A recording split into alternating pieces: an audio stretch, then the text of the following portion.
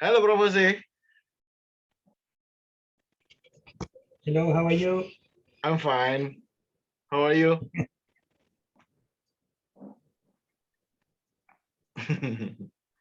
Hello, Álvaro. Hi, Professor. How are you? Hello. Hello. Hello, Prof. Jose. Kak,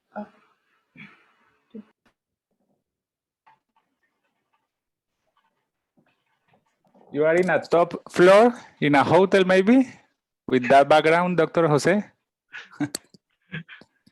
in the penthouse.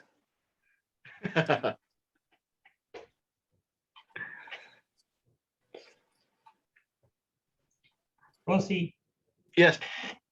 how is the situation now with COVID? Now it's getting better, but still high. But we hope the COVID get lower and lower. Do you have vaccination for the people? Now our government try to get third vaccine for all the medical doctor and nurse.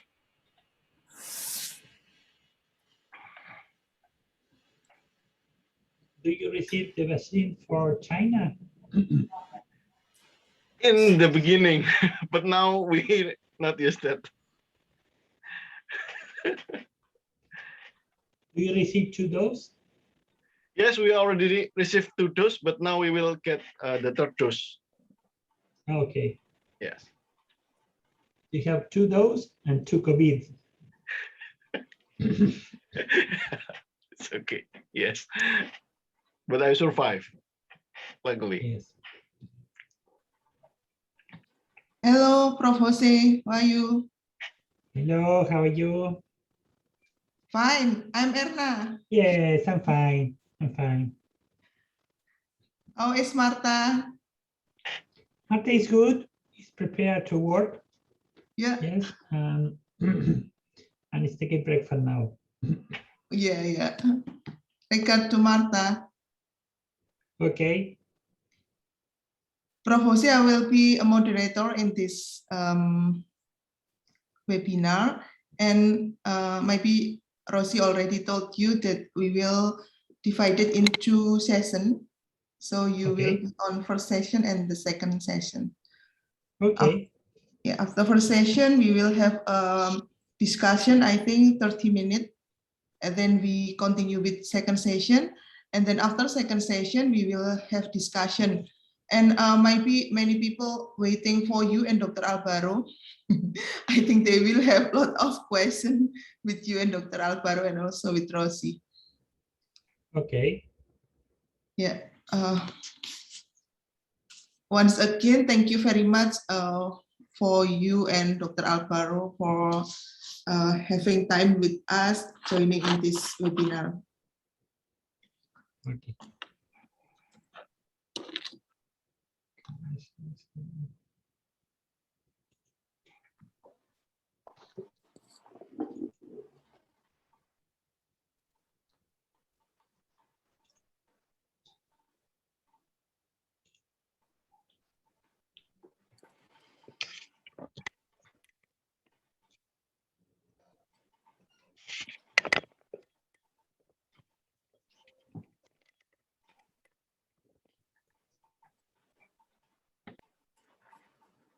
Selamat malam para panelis dan hadirin sekalian.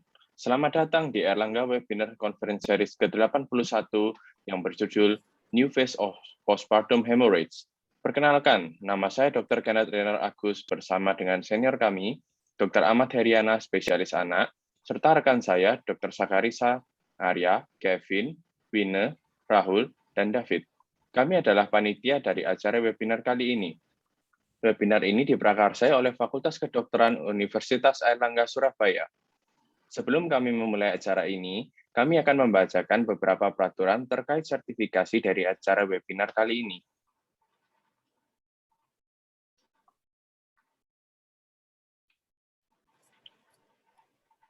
Untuk aturan sertifikasi, yang pertama, partisipasi penuh peserta diharapkan selama webinar.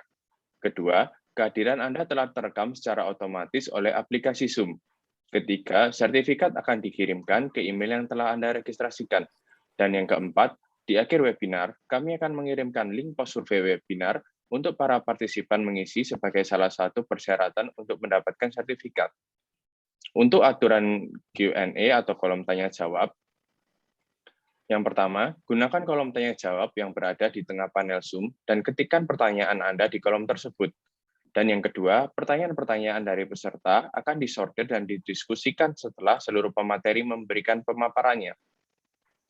Baik, terima kasih atas partisipasi para hadirin sekalian. Semoga webinar kali ini dapat membawa manfaat bagi kita semua. Kita akan memulai acara ini dengan pembukaan dari host terhormat kami kali ini, yaitu Dr. Nareswari Imanada Cinta Marsianora, spesialis obstetri dan ginekologi. Kepada Dr. Linta, waktu dan tempat kami persilahkan. Terima kasih Dr. Kenner. Assalamualaikum warahmatullahi wabarakatuh. Selamat malam. Good evening to our distinguished speakers and participants. Welcome to the 81st Airlangga Webinar Conference Series, New Phase of Postpartum Hemorrhage. My name is Nareswari Cininta and I will be your host for tonight. Soon we will hear many interesting topics from Dr. Rosie Aditya, Prof. Palacios Harakimada, and Dr. Nieto Kalface. Before proceeding to the next session, let us pay our tribute by listening to the Hymn Airlangga and our national anthem, Indonesia Raya. Kau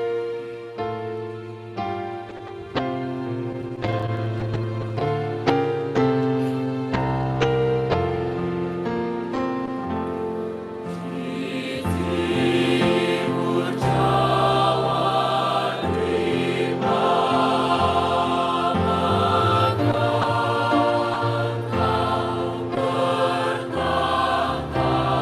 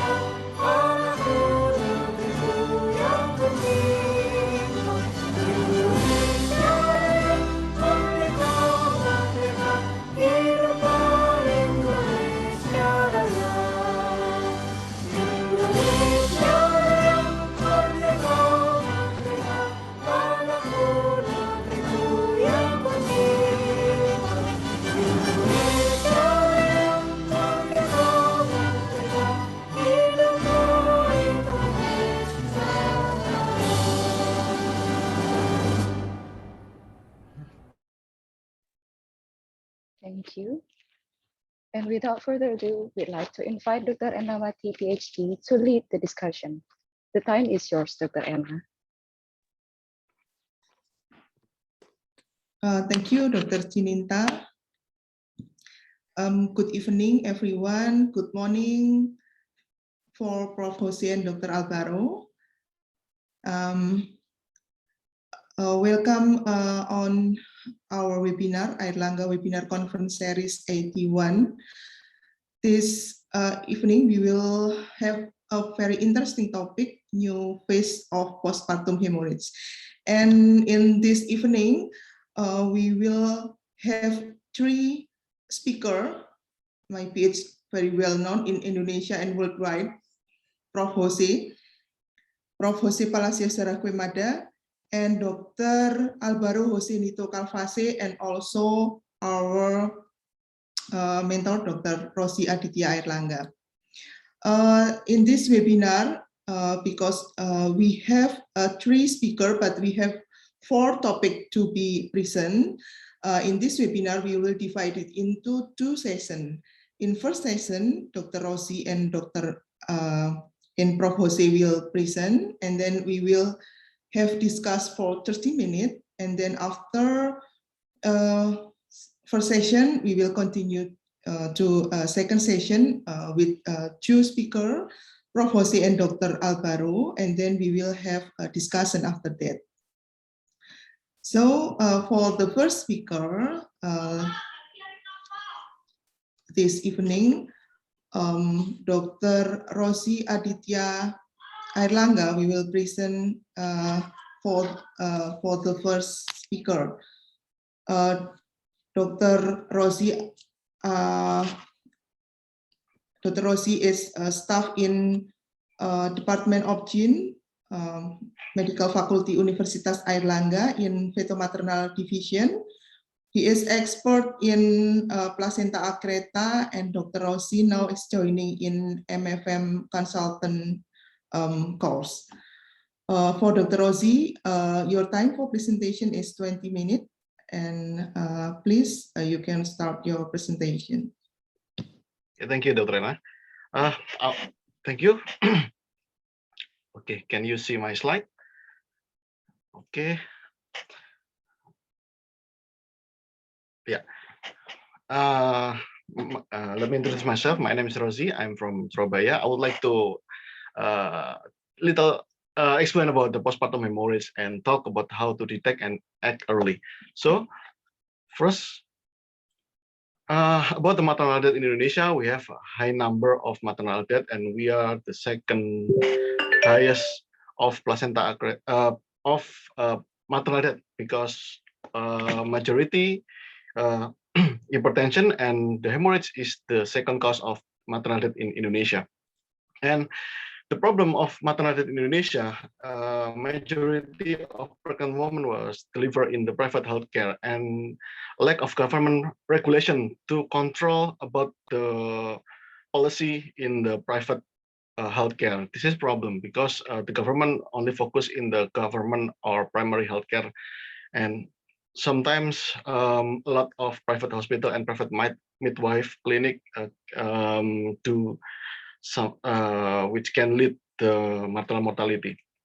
And about the postpartum hemorrhage, there is some definition, and we in Indonesia we use the traditional definition, but this is not the definition is not the big problem. Why we need to revisit the postpartum hemorrhage? This is the question mark for us.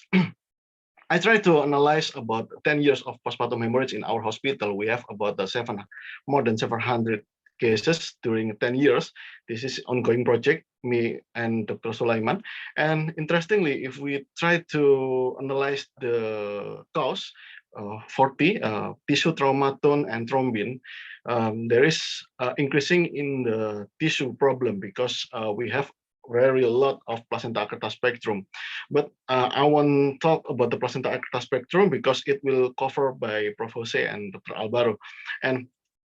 And some of OBGYN, even for doctor, think that cesarean section will solve all the problem. But actually, the interesting phenomena in our cases, we have about more than 200 cases due to TUN, uterine atonia, and majority the the previous delivery is from cesarean section, and for the trauma problem, majority previous delivery was vaginal delivery.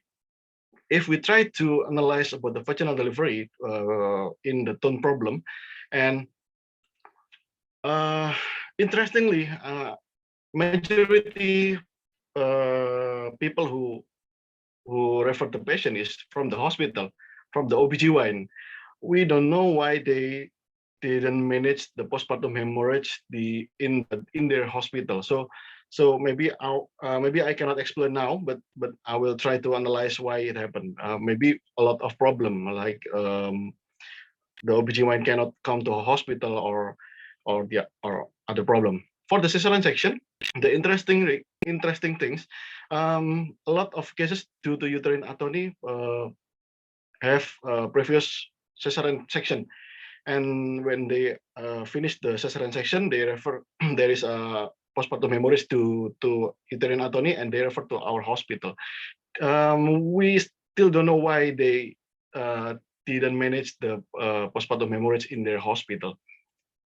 And for the trauma, we have 76 cases for the vaginal delivery. Majority is because the vaginal rupture, irregular vaginal rupture, and majority they refer from the primary healthcare. But about the cesarean section, we have some cases. Majority is because the paracervical tear. So during the cesarean section, usually they incise the uterus, and the incision was extended to the paracervical. So after they close the abdomen, there is a massive bleeding, and they refer to our hospital. And about the maternal death, we have about the 48 cases of maternal death, and the incidence is quite fluctuative each year. And majority of causative of maternal death is because of the TUN or uterine atonia. And I try to collect other comorbid for the maternal death, and actually majority is because the prolonged shock. So it means that a lot of maternal death because the inadequate of resuscitation and management. So that's why we need to learn again, study again about the postpartum hemorrhage. But problem in postpartum hemorrhage, usually there is a misdiagnosis or delay in diagnosis, and this means usually it can lead to delay in the management, and then there is a problem in the system. Usually there are a lack of staff or appropriate equipment, or ineffective the teamwork. So it can lead the failure in treatment, and usually there is a too little in diagnosis and too late in management. So it can lead to maternal mortality, and that's why we're focusing how to detect early and how to act early. Key point of detect early is the first thing is the recognition, and the second thing is the estimation, and the third thing is monitoring, and then laboratory test and adequate treatment. I'll talk about this. And about recognition, there is a study from the Professor Arul Kumaran.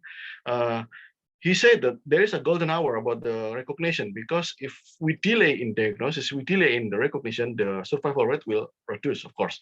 And we have to know about the risk for the patient during antenatal care. There is a low risk, medium risk, and high risk. For the low risk, they can have antenatal care and the delivery in the primary healthcare. But if for the medium risk, they have to send to secondary healthcare, and for the high risk, like placenta accreta, or there is problem in the bleeding and coagulant defect, they have to refer to tertiary center. And beside the antenatal risk, we have to know about the intrapartum and the postpartum risk. For the substantial risk and the significant risk, if the primary healthcare have about the prolonged labor, or it will give the high risk about twice higher to give the postpartum hemorrhage. And it should be, there is you have to make a strategy how to manage the patient in the proper. About the proper estimation, the blood loss, I try to explain, focusing in these two kind, in visual assessment and objective measurement.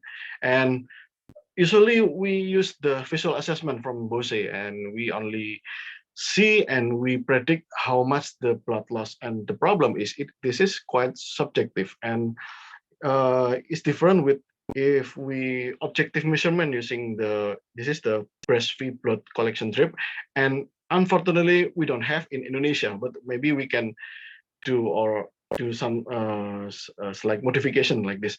And even from the Cochrane database said there is insufficient support to use one method is better than other method, but other studies said it's be careful because visual assessment usually is underestimate. Even for the massive vaginal bleeding, there is underestimate for the blood loss.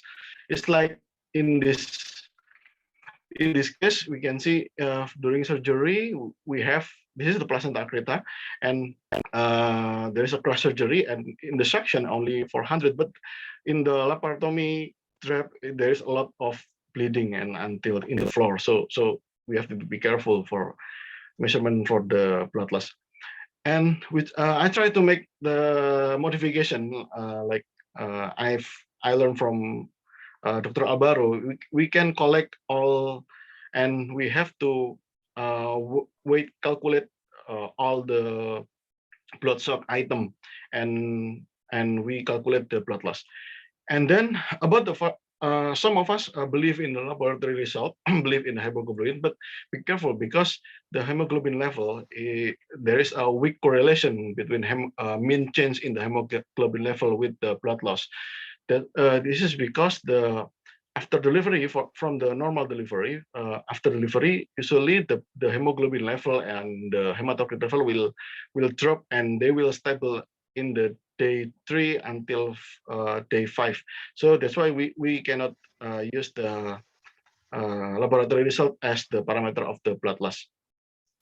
About the close monitoring, this is the important because usually anesthesia using this parameter, and we have to aware because if there is a change for the clinical sign, usually the patients already lost about more than 1 liter. So that's why it's better to use MEOS, modified early obstetric warning system, which is this is a special form, and there is a red trigger and yellow trigger. I will not to explain this in detail because the time. So the important thing is if we try to monitor for the postpartum hemorrhage, they have a high specificity and high negative predictive value. So if the patient in the red in the white trigger, usually the hemodynamic is good, and usually there is no postpartum hemorrhage. And about the key point of the act early is as the management of postpartum hemorrhage, the earliest time to institute the adequate treatment. If we found the postpartum hemorrhage, in the first time we have to communicate and then resuscitate, monitor, and investigate and stop the bleeding. I prefer to use the hemostasis algorithm management because it's quite easy and simple. It's like we have to communicate, ask for help, and then we have to resuscitate airway, breathing, circulation, and assess, and then monitor and investigate. So establish the etiology, evaluate the availability of blood and the drugs, and of course we have to massage the uterus. About the drugs, there is first line drugs like oxytocin and ergometrin, and the second line drugs there is asam tranexamic acid. It can reduce the blood loss, and the interesting things the Cochrane said that there is controversial between misoprostol and prostaglandin, and they said there is no found to be effective after administration after oxytocin. And this is new drugs, carbetocin, but it's difficult to find in Indonesia because maybe only some of private hospital because it's quite expensive. And interestingly, the Cochrane said there was no robust evidence that suggests that carbetocin is better than oxytocin, and it's quite expensive. About the stop the bleeding, after that we give the oxytocin infusion and then stabilize the clotting.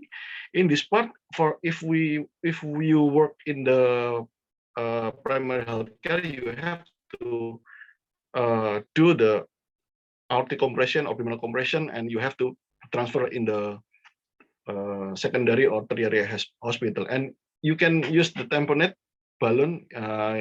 Usually we use the condom balloon catheter and administered intravenous tranexamic exit. And then for the ASIS, usually they do in the hospital. So the take-home message, we have to know about the primary healthcare, secondary healthcare, and tertiary healthcare. We have to know about the antenatal care. We have to evaluate. This is low risk. If the low risk, you can manage in the primary healthcare. If there is a higher, medium risk, you can manage in the secondary healthcare. But if the very high risk, like placenta acrita, you have to manage in the tertiary healthcare. For the intrapartum, for the primary healthcare, for the low risk, there is no incident of prolonged vaginal delivery. You can continue the delivery. But for the postpartum, this is the important. There is a 6-step, and you have to realize that recognition, estimate blood loss, communicate and resuscitate, stop the bleeding, and refer the patient. For the secondary healthcare, you have to manage properly. If you found there is a postpartum hemorrhage in secondary hospital, you have to able to manage like for the patient who get the postpartum hemorrhage. And if there is a advanced condition, you can refer to our tertiary hospital. Thank you.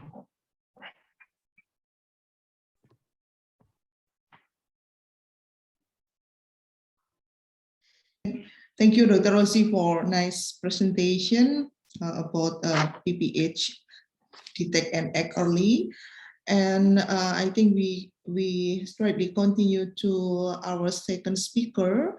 On second speaker, we have Prof. Jose Miguel Palacios Serrahumada.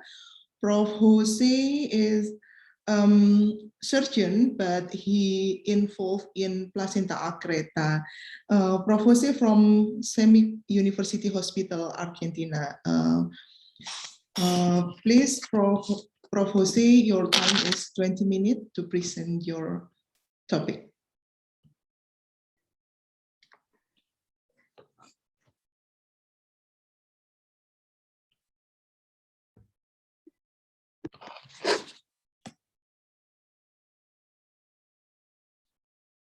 Prof. Jose still mute. Maybe you can unmute your.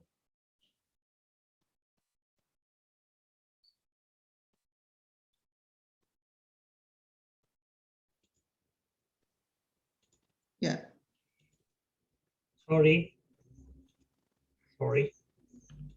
Okay. First of all, we try to explain that we have different sectors in the uterus. The most common is the uterus, the body uterus. The second is in the upper part of the vagina and the cervix, and the third in the origin of vagina.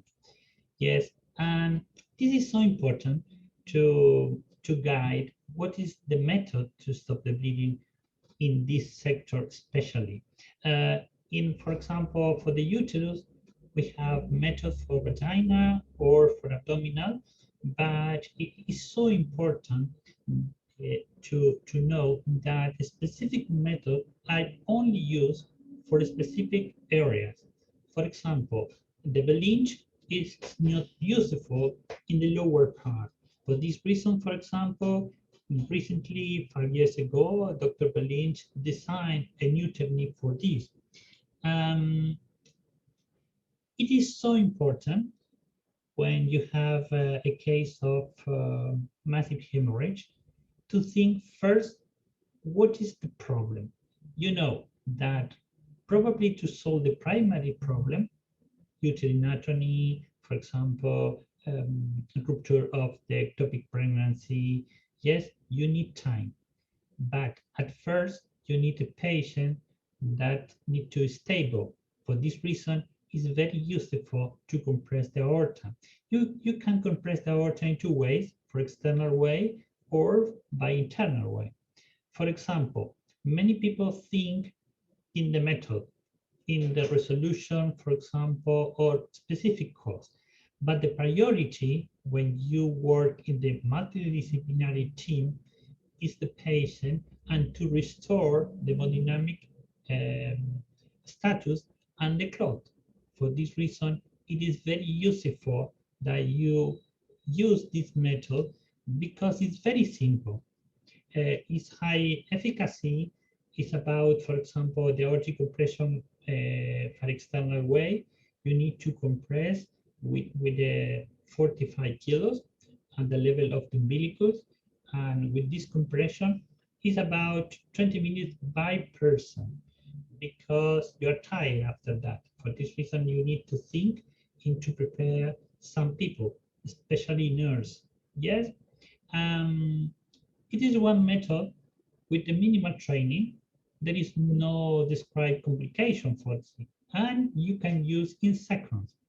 In comparison with other methods, that is surgical, for example, the iliac internal artery, you have many complications. In this compression, for example, it is 1 second. In the case of internal, for example, a few days ago, we need to finish the surgery, and in the another surgical room, enter a patient completely pale with extreme hypotension. Yes, and the first measure that the obstetrician do was the external compression of the aorta. The compression was maintained by 30 minutes. After that, obviously, the anesthetician replaced the fluid, replaced blood, and then we continues with internal aortic compression. The patient developed a massive retroperitoneal, for example, hematoma. And then after the patient is stable, you can continue with the surgery.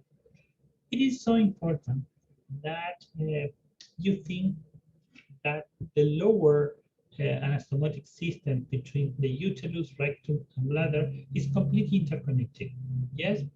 In many specialties, for example, when you perform, for example, trachelectomy, you know about the different connection between these arteries. But especially the vagina is widely interconnected and receive pedicle, for example, for the upper part, from the uterine artery, for the internal iliac artery, and the pudendal artery. But all these systems are completely interconnected, and this system replaces the blood flow when the uterine artery are occluded. When you think, for example, an infraperitoneal bleeding, many people think, for example, in puerperal hematomas, and the puerperal hematomas are under-frequent. Yes, it's not common. In general, are self-limited. You receive a patient, for example, after normal delivery that develops some hypotension. You perform ultrasound and you detected, for example, an hematoma. And after a replacement, the patient continues stable. This is a typical puerperal hematoma. But pay attention because there is a minor part that continues with this bleeding. This is arterial bleeding. In this case, there is no option. Yes, you need to stop the bleeding or the patient dies. For this reason, it's so important to be aware about this difference. If the patient is good, okay, you continue. But if the patient develops hypotension during the time, you need to be more aggressive. About the vaginal tear is important, especially the upper extension of the vaginal tears, because many people talk about, okay, to solve this kind of tear, you need to solve by abdominal way. But when you search in the books, there is no good information about what is the method to perform this surgery. For people that, for example, perform colpoid suspension of birth in the past, this is obviously quite anatomy, yes, but this is a space of rectus space. This is the area. Yes, this is here the pubis, and you enter in this space only cutting this peritoneum. This is a space, completely avascular space, and you dissect and you can access to this area. This is the vagina. For this reason, if you have a tear here, yes, this is two possible origin of this arterial bleeding. Yes, this is elevatory muscle, and this is the vagina. But pay attention to this arrow, because sometimes you need to operate a patient that develop hypotension, and when you enter here, you discover only a few hematoma, and you say, okay, it is not possible that this hematoma caused this hypotension. But this is a communication for the retroperitoneal area. Pay attention for this. In this case, you need to open this hematoma here, and you move the clot, and then you can see the vessels. Yes, it is very interesting. When you thinking about the vaginal approach for uterine bleeding, obviously the first idea is the uterine balloon, but you have many possibilities. Yes, we try to analyze. First, obviously, this is a Bakri balloon. The Bakri was an invention, yes, a casual invention, because Dr. Bakri need to attend to a daughter of the king and need to use many balloons at that moment. And for this reason, he created this. The action is not completely understood, but the idea is that the pressure is about 50 millimeters of mercury, yes, occluded the capillary hydrostatic, yes, and you need to maintain here about 8 hours, maximum of 12. When you put, for example, by cesarean placement, for example, I never use in this way. I prefer to use, for example, compression sutures in this way, but you need to put first, yes, it's inverted that in vaginal way. This is to avoid the contamination, yes, but it is very important that you need to control the patient, because it is not a solution in all the cases. You need to be aware that the effectivity of the Bakri balloon depend of many things, but especially the time in which you put the balloon.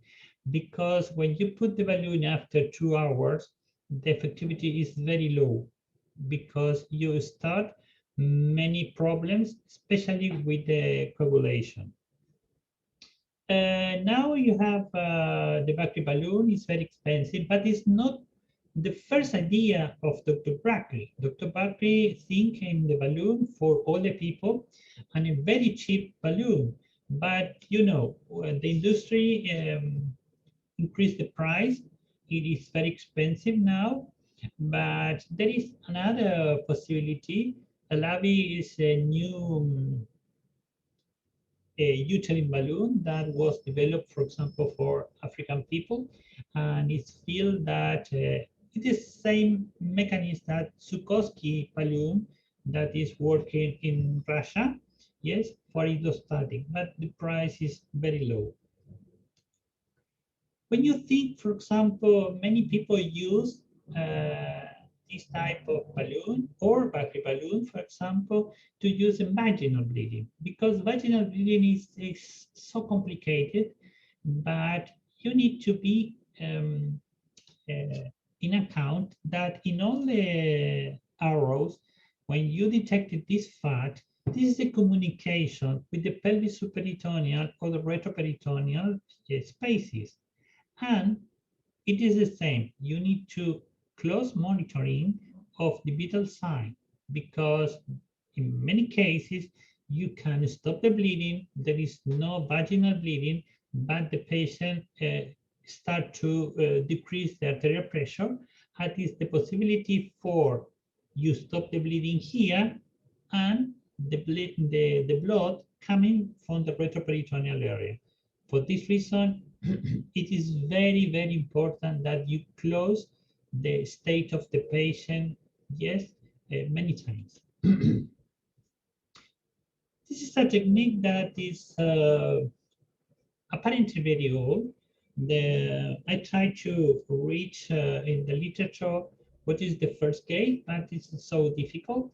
The first mention is in 1955 in a book of General Obstetric. This is a vaginal compression of the uterine artery. This method was rediscovered for many people, but it is very useful, especially for case of uterine anatomy, in which you need time, or, for example, you need to transfer the patient. In this method, you put a Foley catheter, then put a posterior and anterior valve, then you take the anterior and the posterior lip of the cervix, and then you put this curved clamp in this space. In this space that the cardinal ligament is attached to the cervix. And that's it. And you repeat, for example, the procedure for the opposite side. What is the advantage?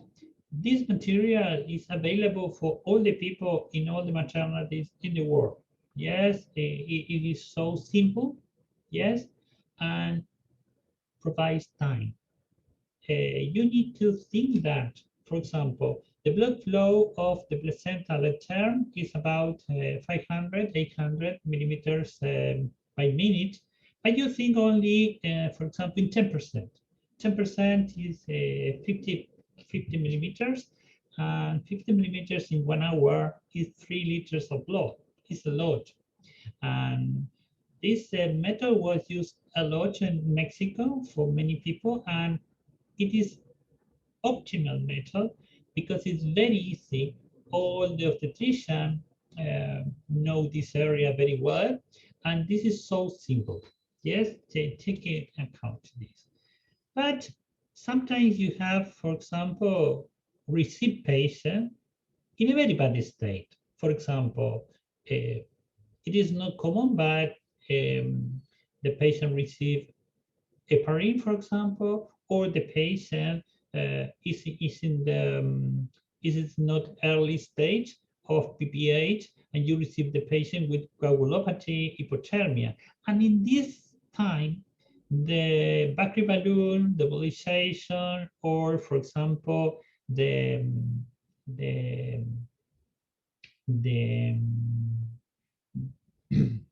sutures in the uterus, the brace suture, are not optimal treatment. And you have many alternatives. First, for example, you can put the small bandage. The small bandage, it's used a lot, for example, by traumatologists. And when you apply the second round, the pressure in the uterus is very high.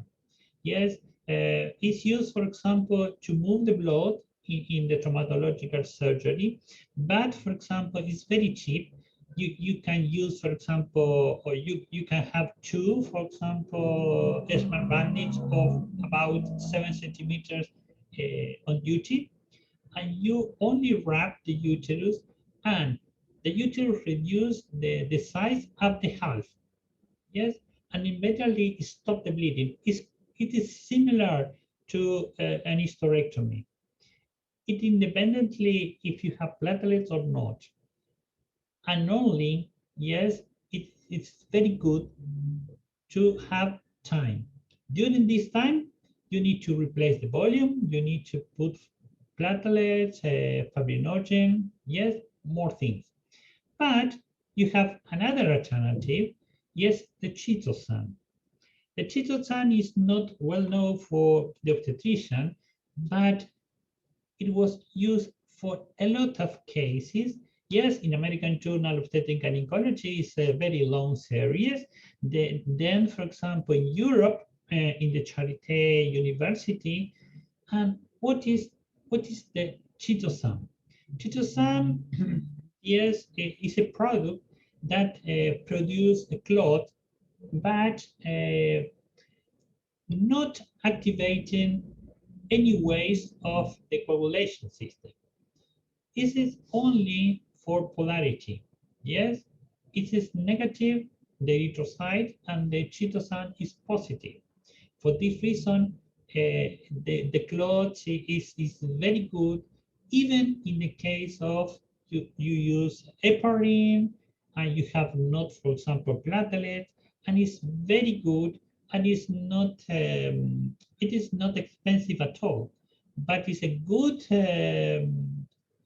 candidate, and many people use in a different, for example, in the United States, in Europe, and the cost is about $50. This is not a lot. When you need to occlude it, for example, special areas, this is a Bell-inch, lower Bell-inch, you need to enter in the uterus, yes, from outside to inside, yes. You enter for the outside, this is the hysterectomy, then you is inside to outside. Obviously, you need to move the bladder, yes. This is especially useful for cases of placenta previa, because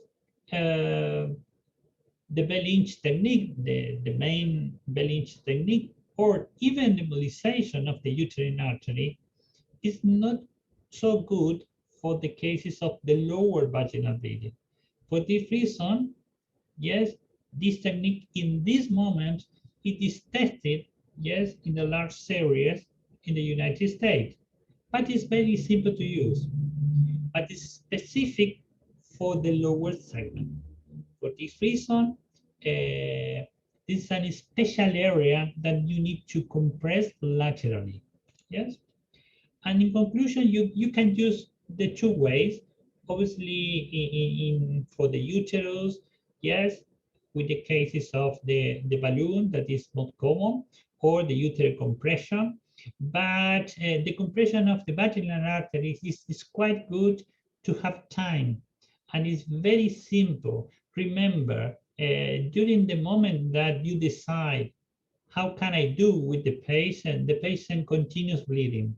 And especially remember to use in all the cases the aortic compression. It is the same. Remember that you work in the multidisciplinary team, and when the patient arrives in a very bad state, the priority is the coagulation and the hemostatic state of the patient, not the bleeding. Yes, you have many ways to stop the bleeding. And it's very useful for all the general obstetricians to know this simple technique. Thank you so much. Thank you. Thank you so much, Prof. Jose. It's very nice presentation from Prof. Jose presentation. We know that many simple technique can be used to correct PPH in postpartum woman. I think we from Prof. Jose presentation that aortic compression is very effective and it's simple, and we all can do it easily. Thank you very much, Prof. Jose. Now we will start the discussion. Before we start with the discussion, please let me say hello to our panelists. We have Prof. Gas here. Thank you, Prof. Gas, for joining. Hello, Dr. Anawati. It's lovely to see you and to see my Indonesian friends. Good evening from Kangaroo Islands, where I am at the moment on annual leave. Yeah. Thank you, Prof. Gas. I think it will be the late night webinar for you. Yeah, I will leave at about 11 o'clock here because we have a very early boat back to the mainland tomorrow morning. So at some stage you will see my face disappearing, but I'm happy at the moment. Thank you very I'm much. very happy to see you and I see Professor Eri, and very good that you're all doing well there. Yeah, also thank you very much, Prof. Eri, Dr. Agus, Dr. Adit, and Dr. Manggala, and also all of the audience. I think we can start for discussion. I think still one question in Q&A. I think we start with from panelists first. I'm sorry, we also have Dr. Brahmana here. Thank you, Dr. Brahmana, for joining in this session. Thank you very much. It's good to see all of you. Thank you. Yeah. Maybe Dr. Brahmana also will, we can discuss with Dr. Brahmana from oncologic side how the technique to stop the BPH here. Okay, I think we will answer, no question and answer, so we can discuss with the panelists. I think, Prof. Gus, do you have any comment? Yeah, I'm happy to. I listened with great interest to Dr. Rosie's and Professor Palacios' presentation. To start with one thing, there was a slide that Professor Palacios did show, but it's good to highlight that the importance to look at the effects of hypothermia. If you have any patients bleeding and they become hypothermic, your clotting cascade will quickly basically collapse and will make the DIC much worse. So I think that's very important to keep the patient warm. Then a question or comment for Dr. Rosie. First on the carbetocin, we have used carbetocin now for 15 or 20 years in Australia, and actually did reduce the risk, the rate of PPH, and importantly, it's actually cheaper, because if you use carbetocin, you don't have to, there's no need for an oxytocin infusion. So that saves nursing and manpower time. When you give carbetocin, oxytocin receptors are basically acted on with maximum stimulation for 2 hours. So it actually saves the use of intravenous based oxytocin.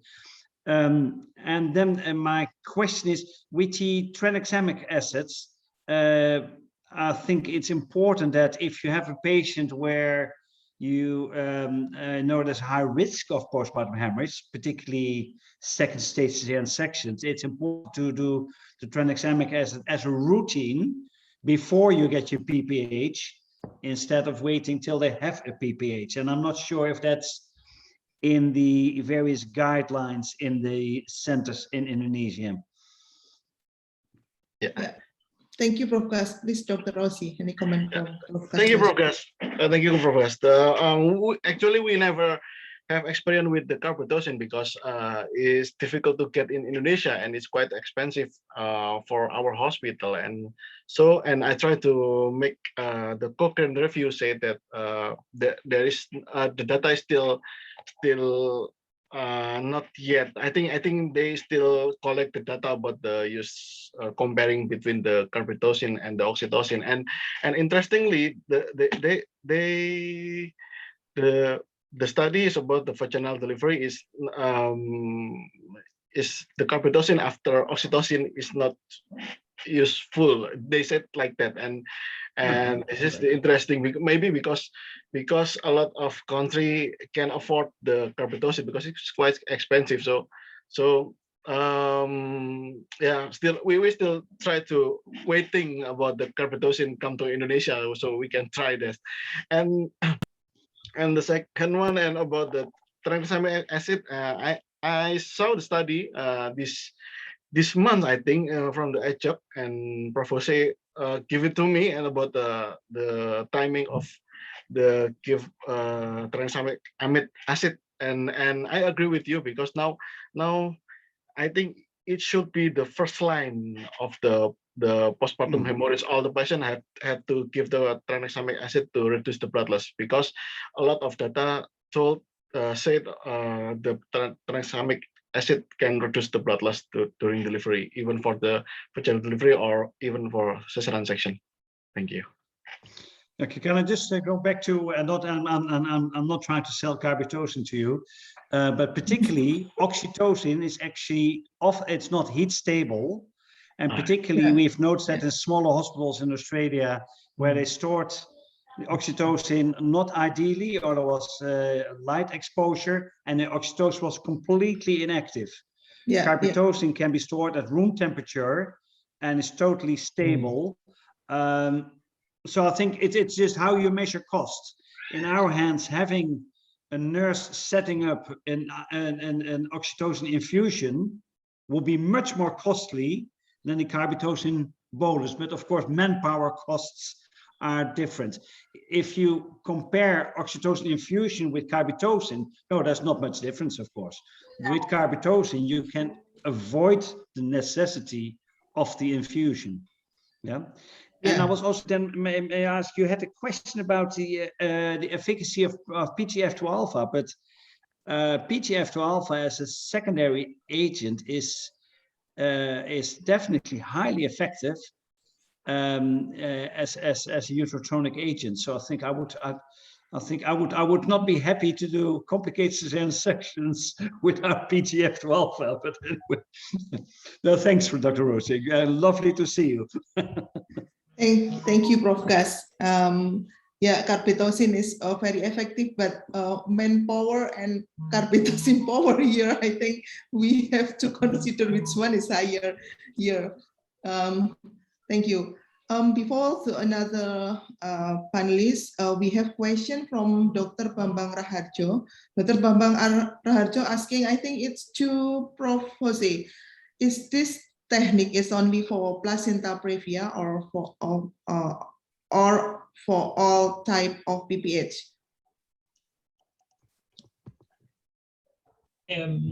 Not in all cases, but for example, when you know that you need to operate a case of placenta previa, the first idea is to move the ladder in the case that you need to perform this type of suture.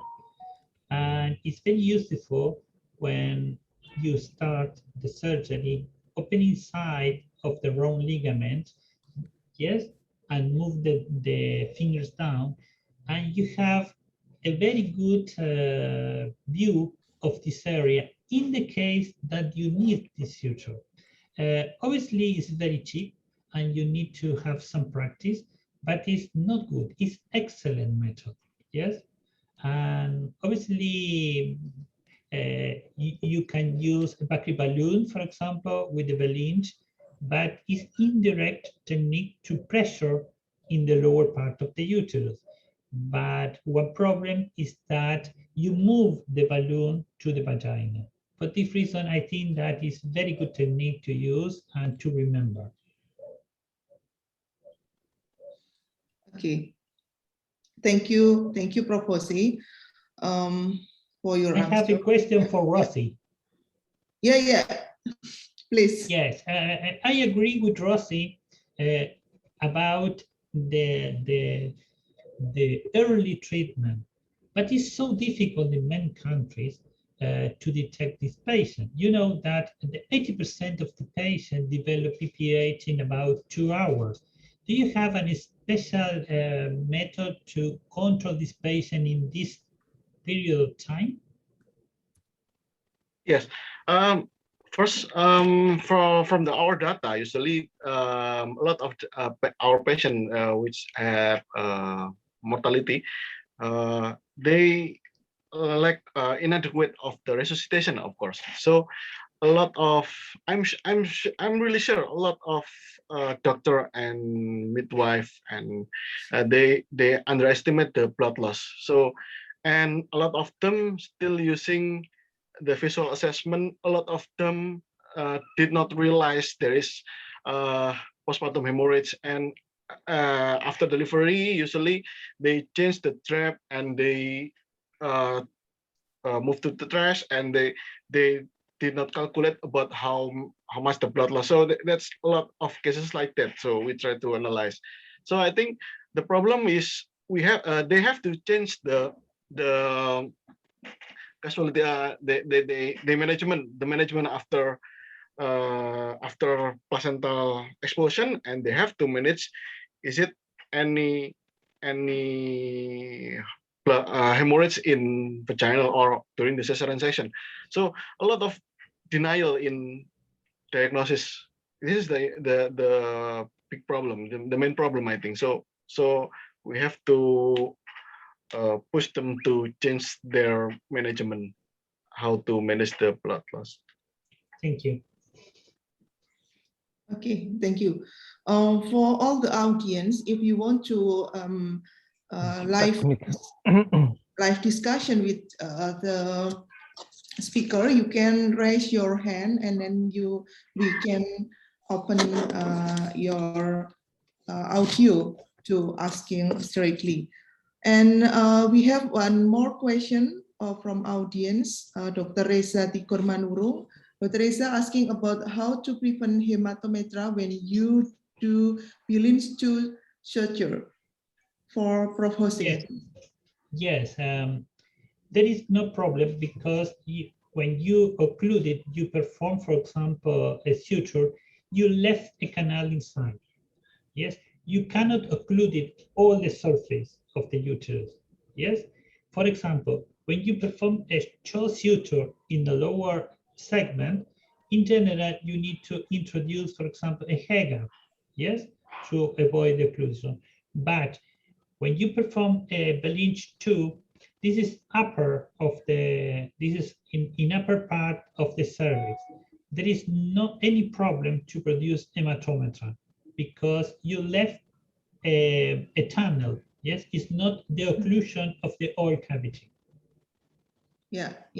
For Dr. Tikor, so we not close the not close the uterine, but we have tunnel to for the bleeding go up from uterine, intrauterine. Okay, I think from the panelists, Prof. Dr. Anawati, yes, Prof. Can I still ask a question for Dr. Rosie? Yeah. Yeah. Okay, of course. Just on the routine protocols in the smaller hospitals, private hospitals, is the oxytocin standard used in all vaginal birth and sections? Yes. Also in the smaller hospitals? No. All delivery was have to give the oxytocin after delivery the baby. So that's also, but because you highlight the point that there's so much problems in some of the private non-government hospitals. Yes. Do you have any idea that is followed, that they really give oxytocin to all patients? That's the problem, because the data usually there is a government hospital or the private or the primary care from the government primary care, but for the private it's difficult to get the data, because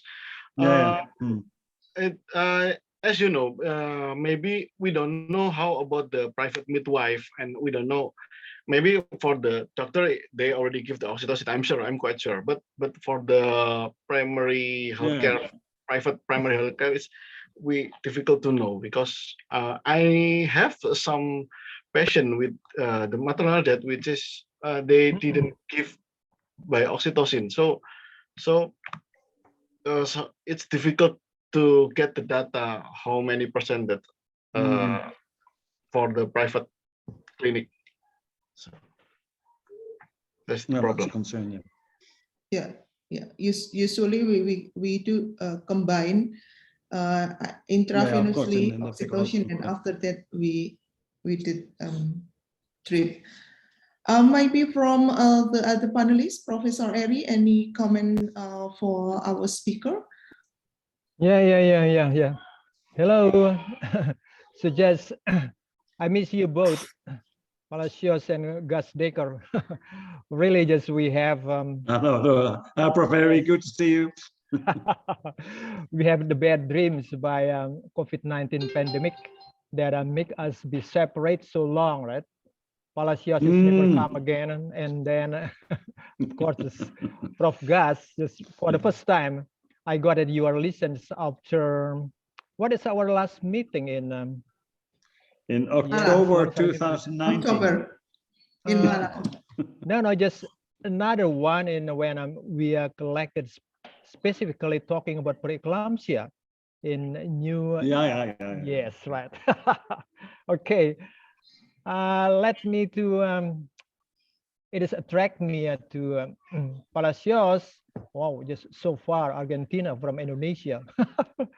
I'm attracted to hematoma, right?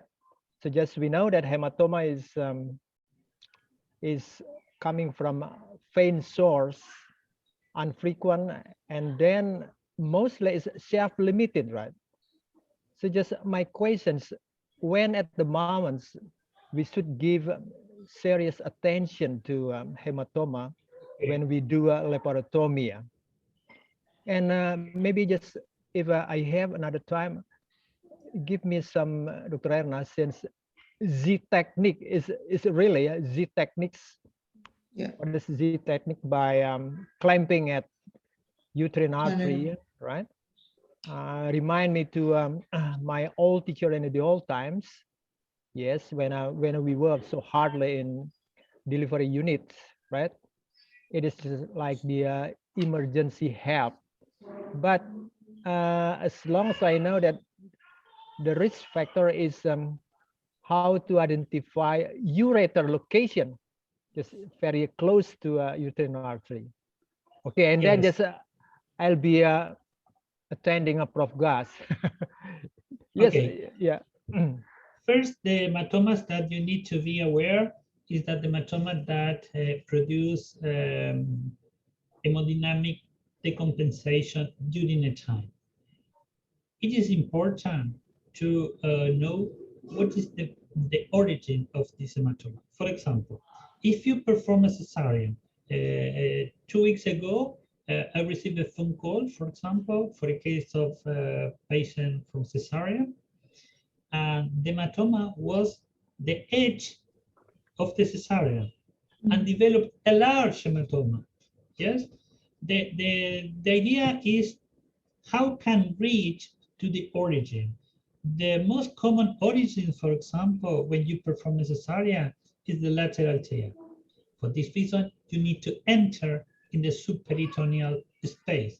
For this reason, you need to open inside of the wrong ligament, put your hands, and you enter in this space first.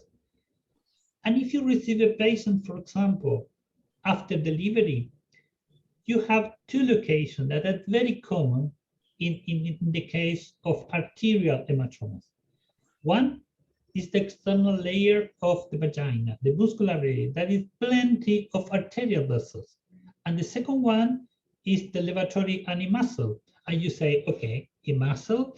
The thing is that the insertion of the lavatory animuscle, it is coincident with the many branches of the pudendal internal artery. For this reason, when you enter in this space in ratio, you are able to operate this kind of hematomas.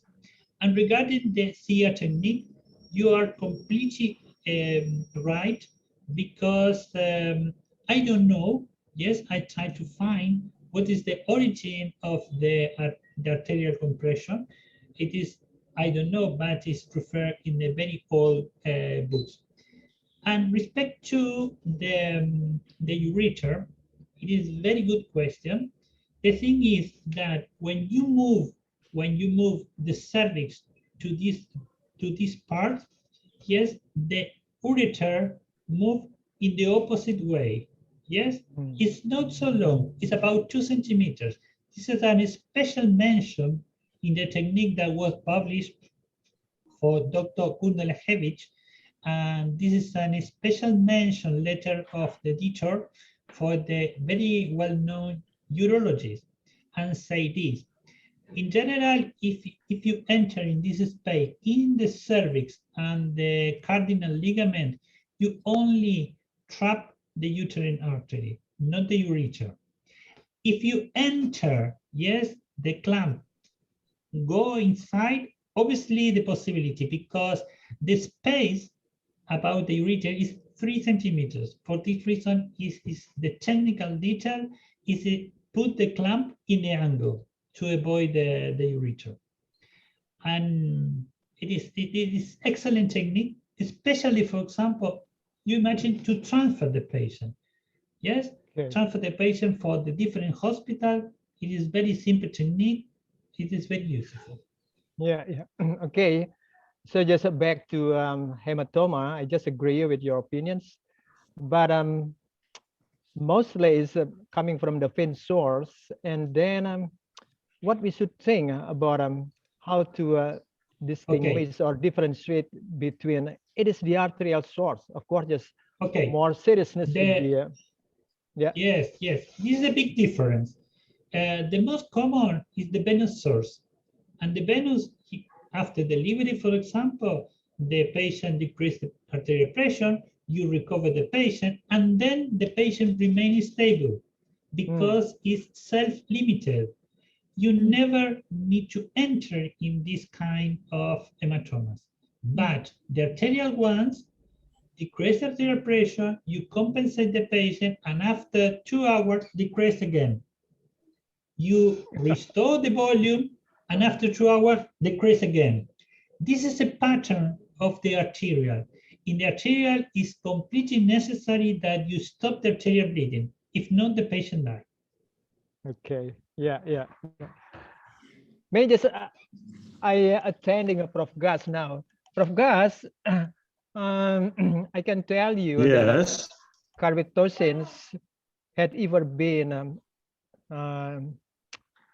me just as the chair of the National Fetal with a Prof.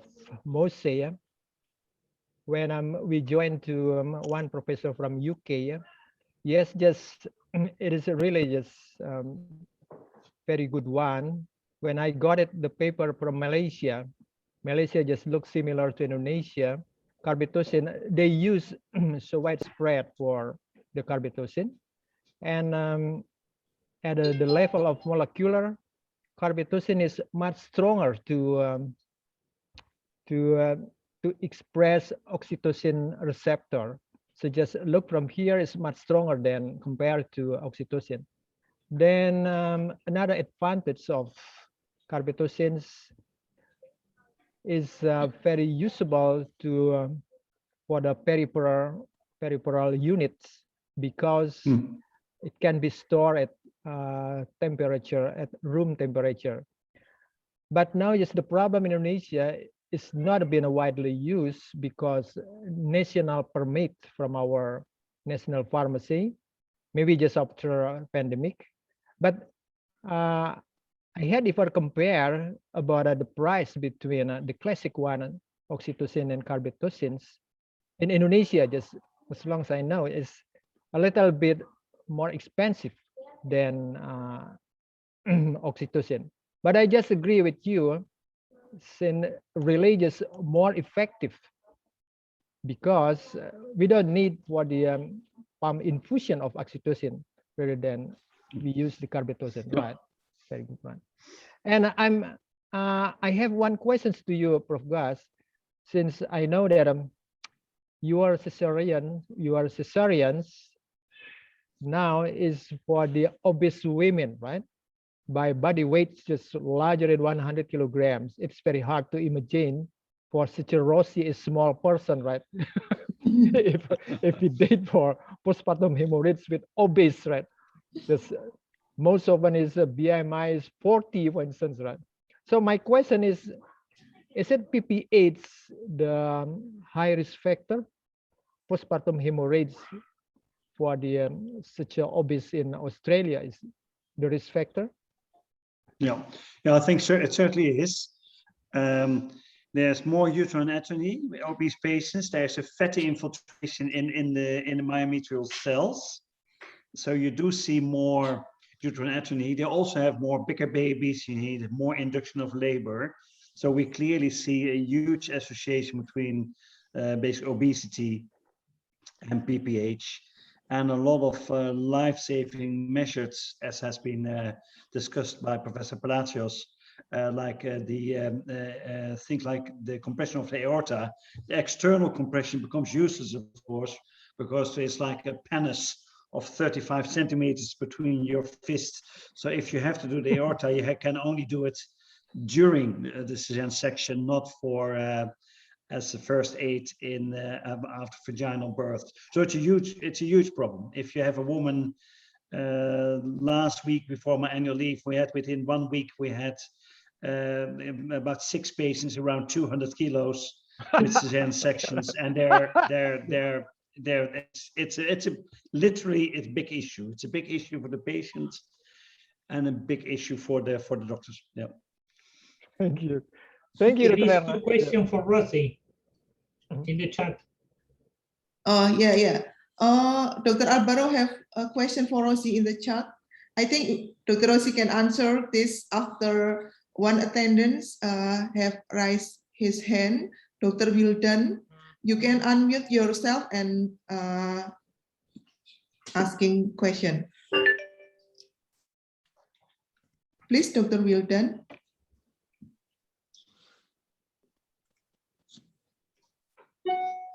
Dr. Wildan, you can unmute yourself.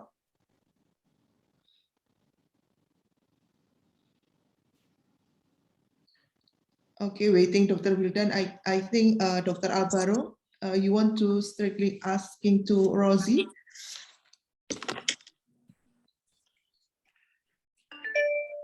A question for Rosie. What do you think about the communication problems?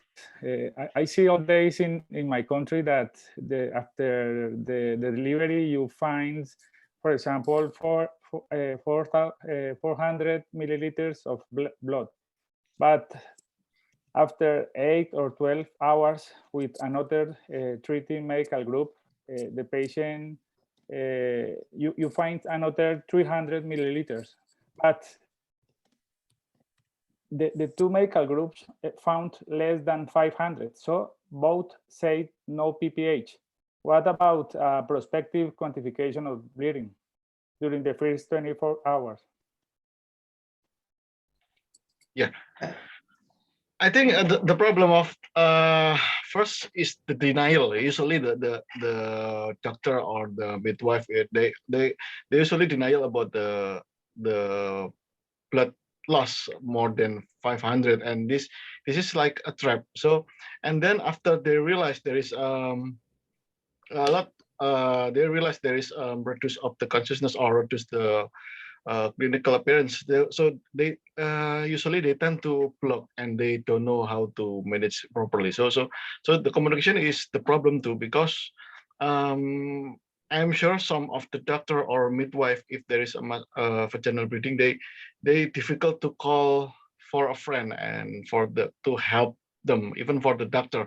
It's like can you imagine it's like in some of the private hospital, they try to manage by themselves and without any communication to other. We have some cases which is the OBGYN say this is not postpartum hemorrhage. They refer to our hospital because the reduce of the consciousness with suspicious of the preeclampsia, you can imagine. And when the OBGYN said the blood loss is not much, and when we ask to the anesthesiologist said that we call the anesthesiologist. Anesthesiologist said that the blood loss is quite high. Maybe it's more about more than 2 liters, and they try to resuscitate it. So a lot of denial to make the management delay and become late. So you can imagine that.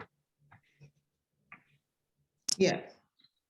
Dr. Rosie, am I allowed to make a comment? I think just I fully agree with the colleague that asked that question. I think it should be absolutely routine that you prospectively measure blood loss in vaginal birth and cesarean sections. Yeah. And it's the easy method by just as you described in your presentation, and it should be really standard of care for all birth, and that has been used in definitely most Western countries already for a long time. So I think it's This is about education in Indonesia. I agree with your point. If you're an isolated private midwife and you do it all by yourself and you're trying to suture the episiotomy or whatever, then it becomes hard to keep up with the blood loss. But you would hope there's at least one assistance that can help you to do prospectively measure the blood loss. Yeah. That's absolutely essential. Yeah, thank you, Dr. Rasi and Prof. Gas.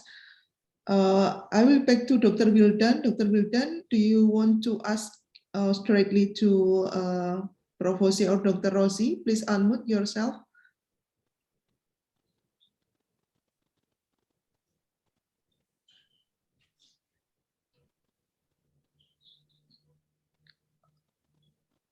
Okay, Dr. Wildan might be canceled. Dr. Octalia Nurul, you can unmute yourself. Maybe one questioner, and then we will go to second session. Dr. Octalia Nurul, you can unmute yourself and asking question.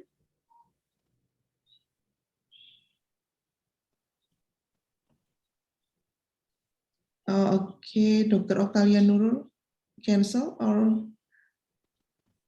Dr. Adit. Dr. Adit want to comment or asking to Prof. Jose or Dr. Rosi.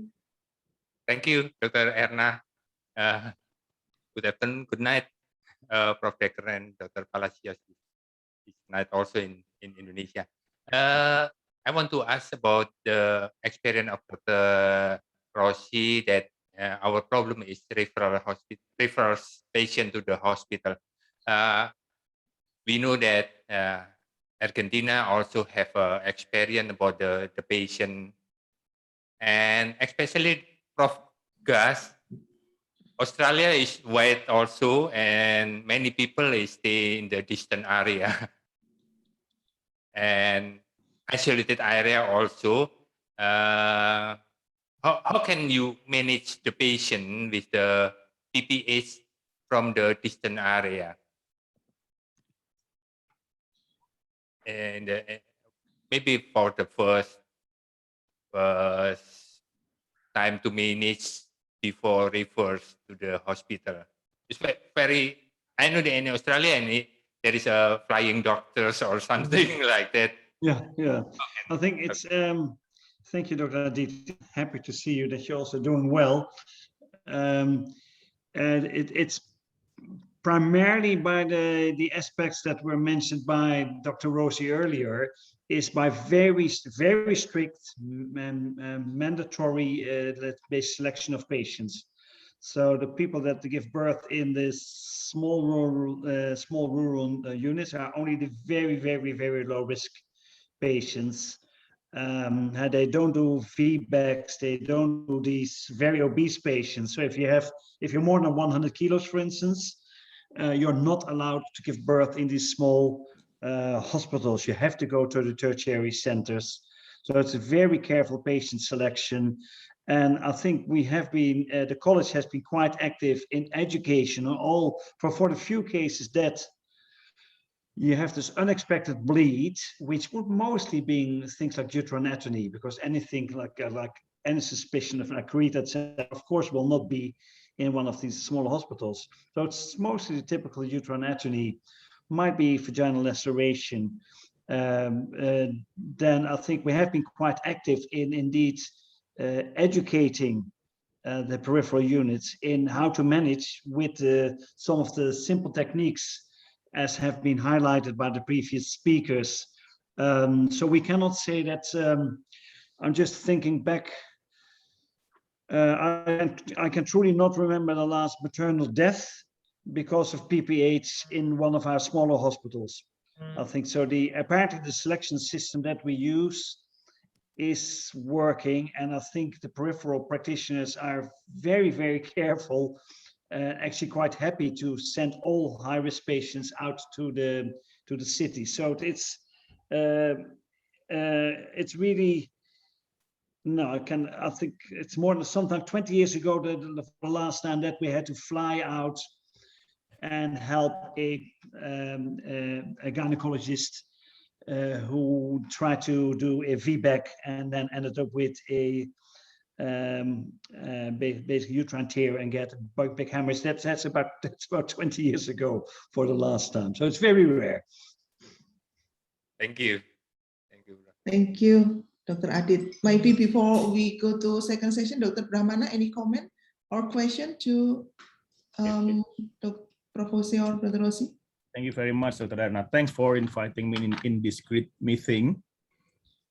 First, I would like to comment or asking Dr. Rossi, because he's got a lot of referred patients from the secondary hospital with PPH. And in your perspective, what's the main cause of the prolonged hemorrhage that happen in us? I mean, because it's not predicted initially, or because the negligence of the doctor, or because I don't know what. Perhaps you have studied those things. And then the second one, what I got calls many times to the operating theater because of the PPH. And in Indonesia, in my personal opinion, usually the condition of the patient is already very low, with just hemoglobin of 3, 4, 5, and then we have no choice other than hysterectomy in that situation. Perhaps Dr. Rossi and Professor Jose have opinion in the situation like us in Indonesia, when the patient referred to us late, or we got called late, and then if we came to the patient already, the condition already very poor. Is that a place for like an aorta compression or billings, or just directly go to hysterectomy? Or we should have a parameter which situation we can go step by step other than direct hysterectomy, or when we have to do directly hysterectomy? That's my question, my comment, Dr. Erna. Yeah. Thank you, Dr. Brahmana. Maybe Dr. Adit or Prof. Jose will answer. Yes, it is very common, yes, in some parts of Latin America, the same. And the situation of the low hemoglobin and the low size of the patient, you know, that is quite important. I think that when you receive this patient, it's a very high risk. Yes, and you need to be prepared. In some case of unexpected bleeding, immediately you need to compress the aorta. Yes, especially if you are in the surgical room, and then to think in the plan A or plan B. I agree with you that it's impossible to perform hysterectomy with bleeding in the patient with very low hematocrit, because you produce more damage.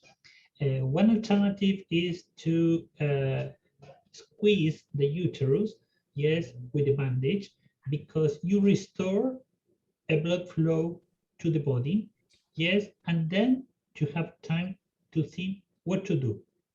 The use of bandage is very quickly, and you put the external bandage in about 2 minutes, and then to have time. Why? Because first, it's so important that you maintain the state of the patient. And when you apply this, it's the same that you perform hysterectomy. It's the same. And then you have time to think. If the patient, it is necessary then, for example, to perform hysterectomy, you can occlude it. I have, for example, cases of Jehovah's Witness, yes, and it's the same. You need to thinking to perform hemostasis with the aorta at any evidence of bleeding, and then to have an action. Yes, in this situation is the same, but you need to think to compress the aorta. You need to be prepared, for example, to have 2 small bandage in the surgical room, because if you call for assistance, it's a lot of time. But to put your hand in the aorta is very quickly. Okay. Yeah. From Any- Thank you, Prof. Jose. Thank you. Dr. Rossi, do you have any Yes. comment?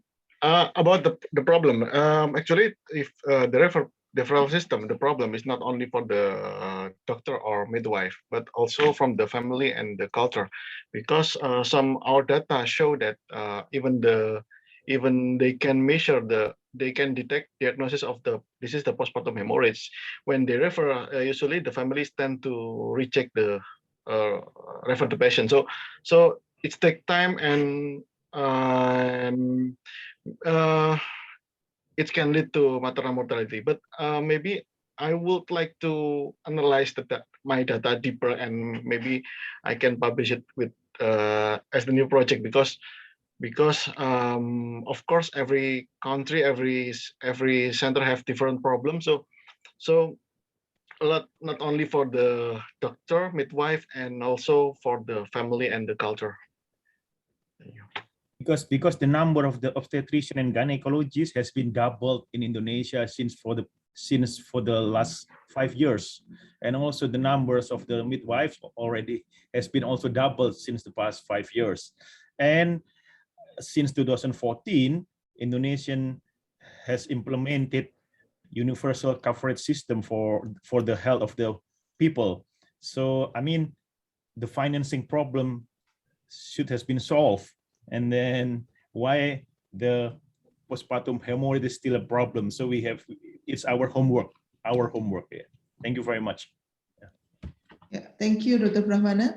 We have 4 minutes left before we will continue to second session. I think we can, from audience, are there any question? Maybe from Placenta Akreta Indonesia team, maybe Dr. Maisuri or Dr. Yogi wants to discuss something in this session. Dr. Maisuri, if you want to talk, please unmute yourself and maybe give comment or asking question.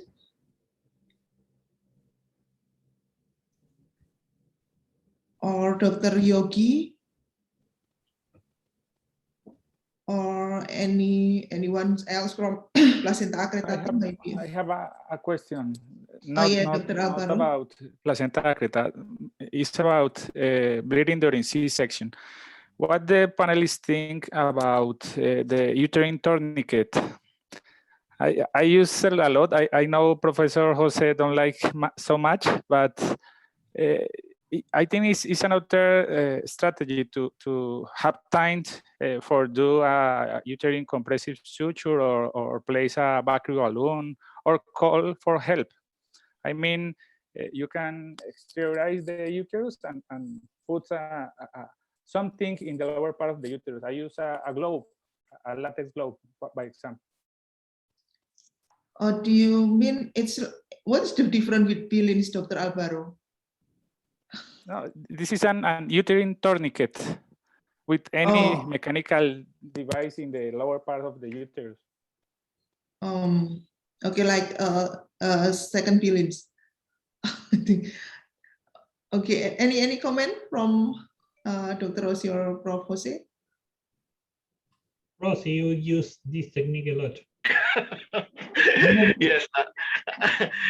And the whole time I use the tourniquet, and it's quite help and give us time to think and to get help and call everybody and to collect the blood, and it will give us time to think actually, but not as the primary management, I think, because you have to, after you think, you have to do another thing. So it's only give you time.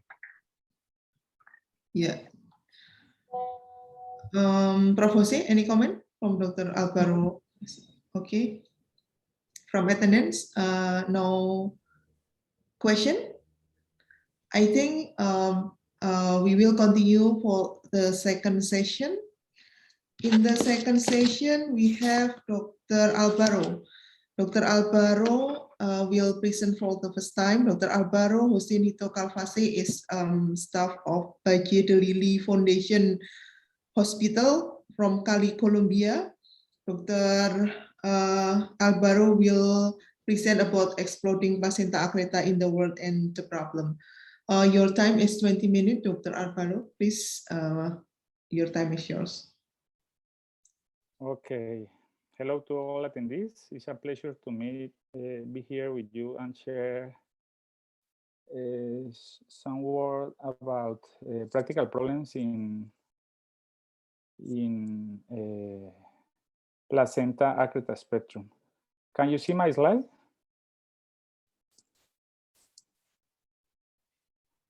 Yeah. You see my, yes? Okay. Yeah.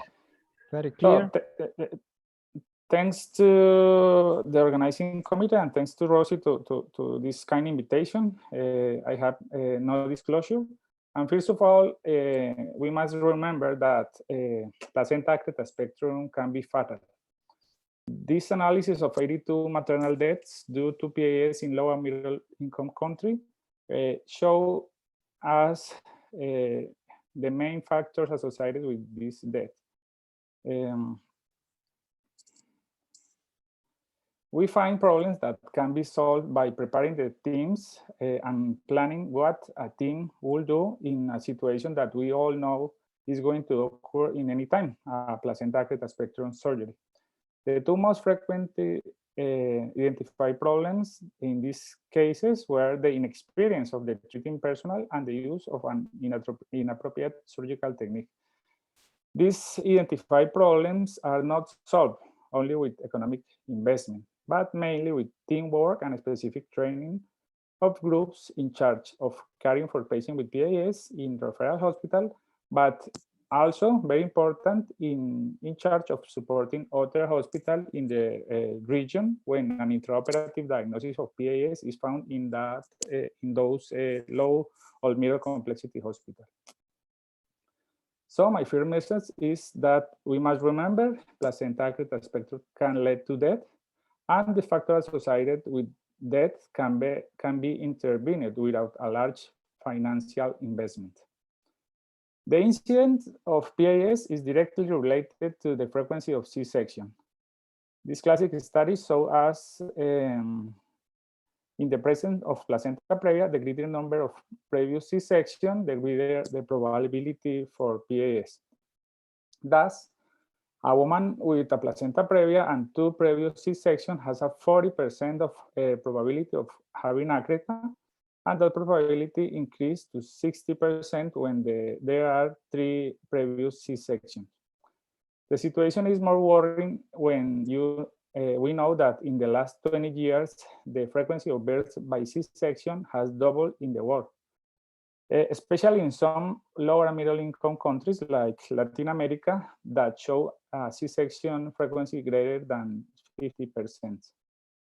It is hardly logical to expect a significant increase in the frequency of PAS. This study from 10 years ago showed that in the United States, 1,400 additional cases of PAS each year were expected by 2020. And also, we expect an increase in maternal deaths and transfusion and obstetric hysterectomy. As expected, the world epidemic of C-section has been accompanied in some places by a more frequent consultation because of PAS. This data, kindly shared by Rosie, show how the incidence of PAS in recent years in Surabaya is much higher than in many other cities. And although thanks to this high incidence of PAS, all your Surabaya obstetricians have an excellent skill for the management of PAS. It is clear that it's necessary to intervene on the basic issue, the high frequency of C-section. So my second measure is it is essential to increase the vaginal birth rate if we want to reduce the frequency of PAS. Okay, quality care for patients with PAS has 4 components. And although we always focus on the surgery, on the acute response to PAS, the other 3 components are equally important. Although PAS expert teams should have specific training in PAS, all obstetric groups should be clear about where to refer a patient with a prenatal diagnosis of PAS, and also should anticipate the possibility of an unexpected encountering a case of PAS during a C-section in a low or middle complexity hospital. Continuous contact is necessary between the basic care hospital and the past expert groups in any region. This contact facilitates the timely referral to PAS patient detecting during prenatal ultrasound, and also allow access to support of these expert groups in case of unexpected intraoperative PAS finding. And finally, after the surgery, after taking care of PAS patient, it is very important to hold debriefing meetings and analyze what can be improved. Additionally, the PAS team that performs the surgical management must provide feedback to the low complexity level, to the basic or medium complexity hospital in which the diagnosis of PAS was made. So this is my third message. The search for quality in PAS care should include activities in additional to surgery. Preparation is fundamental, it's very important, and post-surgery activities like debriefing are a great opportunity to improve results in future cases in high complexity hospital, but also in low complexity hospital where the diagnosis is made, or after an intraoperative unexpected PAS diagnosis. The participation of multidisciplinary groups is very important. But beyond summarizing a large number of people who can contribute at any given time, it is essential to identify few colleagues from each specialty who are committed to maintain a long-term participation in the care of patients with PAS. This is your own institutional PAS team. The construction of this type of interdisciplinary teams is a slow process that will only be effective if it lasts and goes through a series of well-described phases. This interesting graph shared with Dr. Palacios show us how initially, after summarizing leaders in each specialty, the teams will have discussion and disagreement, and their performance will not be the best initially. But slowly, after some colleagues leave and after other colleagues arrive to the group, and after resolving conflict and setting norms, the true team will be defined, and then that team will perform better with better results. This process cannot be accelerated, and from the beginning, all team members must know very well that it is a long-term effort, a long way to have good results. The participation of interdisciplinary groups has been shown to improve clinical outcomes. For example, this paper from 2014 from the Houston group demonstrates a reduction in the volume of blood loss after the multidisciplinary group start working. And in 2017, the same group showed that benefit in reducing bleeding become even greater when that interdisciplinary groups gain more experience. This experience translated into number of cases attended has been described as crucial in complexity hospital. This graph shows how a gynec-oncologist seems a markedly improvement in his clinical result just from running his experience curve or his training curve and operating more than 50 patients. Something similar could be assumed in cases of PAS. This is my hospital experience, the experience in my center, after and before the interdisciplinary PAS team creation. And we saw exactly that I said you before. Initially conflicts and discussion, but later and a slow but evident improvement in the results, leading to a shorter operative time, less volume of bleeding, less transfusion, less general anesthesia, more neuraxial anesthesia, and for that reason, less neonatal hospitalization, and more uterine sparing surgery. And all these issues reflected in a lower cost of the surgery. But the reality is that it is very difficult to build these interdisciplinary teams. In a survey we conducted with Dr. Palacios in Latin America, including the largest hospital in each country, we found that only in a half of the hospital, the patient with PAS were operated on by the doctor who is on duty, not for a PAS specific team. I mean, the doctor was in the hospital in that time. We also find that most of the hospital do not have that type of PAS team. Both not ideal situation.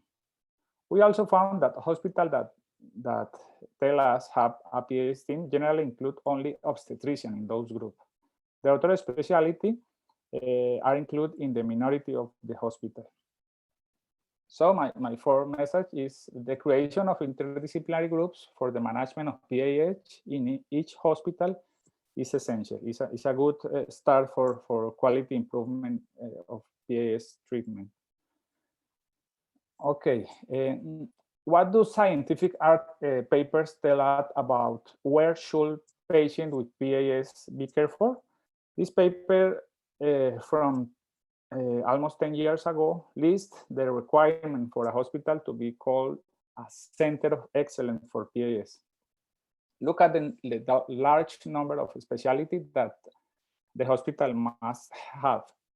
In addition to having an intensive care unit for adults and for neonates, an interventional radiology service, and a strong blood bank, including a cell saver device during the surgery. As if this were not enough, this center of excellence for PAS must have groups of professionals who work in a coordinated manner, communicating well with institutional support, and must have handled more than 100 patients in the last 5 years, and have a continuous high flow of patients, about more than 2 cases per month. While Rossi and several hospitals in Surabaya meet these requirements, few hospitals in the world can say the same. In that recent survey I told you before, in Latin America, we only identified in all Latin America 14 hospitals with PAS team and more than 2 cases per month. All the hospitals have lower number than that. In my country, in Colombia, in the north part of South America, only 6 hospitals in 4 cities have the aforementioned specialty and also handle more than 6 cases per year. I mean, a case per each 2 months. Very low numbers in my country. But the same is true in industrialized countries. This is a UK study, says only 10 hospitals handle more than 4 PAS cases each year. And I could assume, I could suppose that they do not describe how many hospitals handle more than 2 cases per month, because maybe there is no hospital with that number of patients. And the other problem, and this is not the only problem, low number of hospitals with a high flow of patients. Another problem is that half of the Latin American hospitals that frequently handle PAS hold postoperative debriefing meetings, and just over half carry out prospective register of the patient, treat, or use checklists during the PAS management. These 2 interventions propose to improve the quality care of this disease. So this is my next message. There are very few hospitals that can qualify to be called Center of Excellence. For this reason, collaboration between hospitals is so essential, especially in low and middle income countries. In this context of difficulties in training and few hospitals with the characteristics recommended by the literature, it is important that every hospital that attends birth must collaborate with some neighboring hospital. especially those hospitals with more experience in the management of PAS. This experienced hospital must interact with less complex hospital to improve the treatment of women with the disease. At this point, the remote help or telehelp is so important. This preparation for the possible situation in which medium or low complexity hospital face a case of PAS is part of the promotion of clinical excellence in PAS treatment. It is therefore necessary that all hospitals, even those of medium complexity, have contact with a regional expert group in PAS. That all hospitals must identify that group and contact that group before a case of PAS appear. And although this might seem difficult, this survey make it clear that something as simple as communication by phone, a phone call, a video call, can be useful to improve the management of patients with PAS. All the 30 groups included in this survey that use telehelp said that it was useful, and most of them will use it again and recommend to other doctors. This is a simple example of how a video call can change the clinical outcome. This is a case of a cesarean scar pregnancy, a patient with a desire for new pregnancy in Bolivia, another Latin American country. Hysterectomy was proposed to this lady, but after discussing the case through telemedicine and with the help of recommendation given during the surgery through a video call from Colombia, the local group in Bolivia performed a resection of the cesarean scar pregnancy. All this region, this step of the surgery, the bladder was down, and this is the cesarean scar pregnancy area. So the Bolivian team do their first one-step reconstructive surgery, something that never do before in that hospital. The audio video in the audio in this video is in Spanish, but what you hear is how instructions are given during a video call and how the surgeon asks for technical details. On the right of the video, you can see the phone screen at time. This is the video call, the phone screen. And the local surgeon is following indication. A very simple strategy, change the surgery and allow this woman have more children in the future.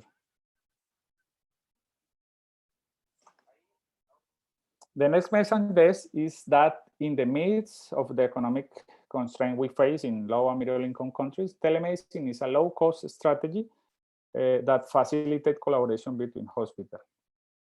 Now, I think this is my last slide. I want to comment on a very interesting result of our Latin American survey on PAS. We wonder what the reference hospital for PAS in our region talked about the management that they provide to their patient. And we asked those hospitals, the largest hospital in each Latin American country, if they thought the management protocol was ideal or if they thought that protocol, that management could improve. And the answer was overwhelming. 90% of hospitals say they were clear that there are many things that need to be improved. And these were their response. Hospital mentioned the following areas for improvement. Establishing management protocol, building interdisciplinary teams for PAS, include missing technology resource and missing specialty in their groups, measure the result of their treatment, research, use checklists, improve the diagnostic performance of MRI and ultrasonography, implementing a screening program for PAS, improve the skill of their blood bank, conduct research again, centralize all patients in a few hospitals in each region, and interact with expert group from other hospitals, and improve the response to PAS at night and weekends. Some of these points maybe work for your own hospital, like a start point for improvement initiatives. So my last message, there are many opportunities to improve locally. I recommend I made a strong recommendation to incorporate quality issues and research policy into your healthcare practice for PAS patients. And please plan a long-term job under your hospital support, and don't have any doubts that little by little you will see positive results. So thank you for your attention, and I hope you continue to enjoy this academic event.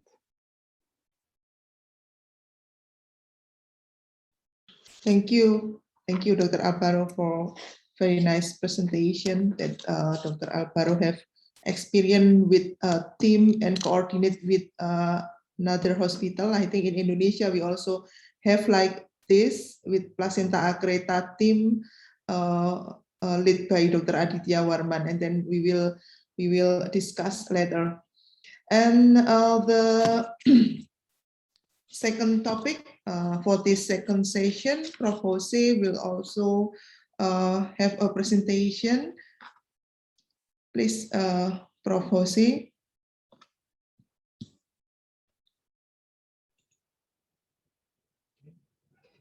You hear me? Yes, yes. Of course. Okay, let's see. This is a very important topic to know what to do and do not when you are in front of a diagnosis case of placenta preta. It is well known that the experience, if you have diagnosis, prenatal diagnosis, is completely different, because you have the possibility to anticipate to complication, to know about the possibility to gather or have some, for example, specialist consult with the seniors, but all the people are agree that you have better outcomes in this case. Pay attention to this case, for example.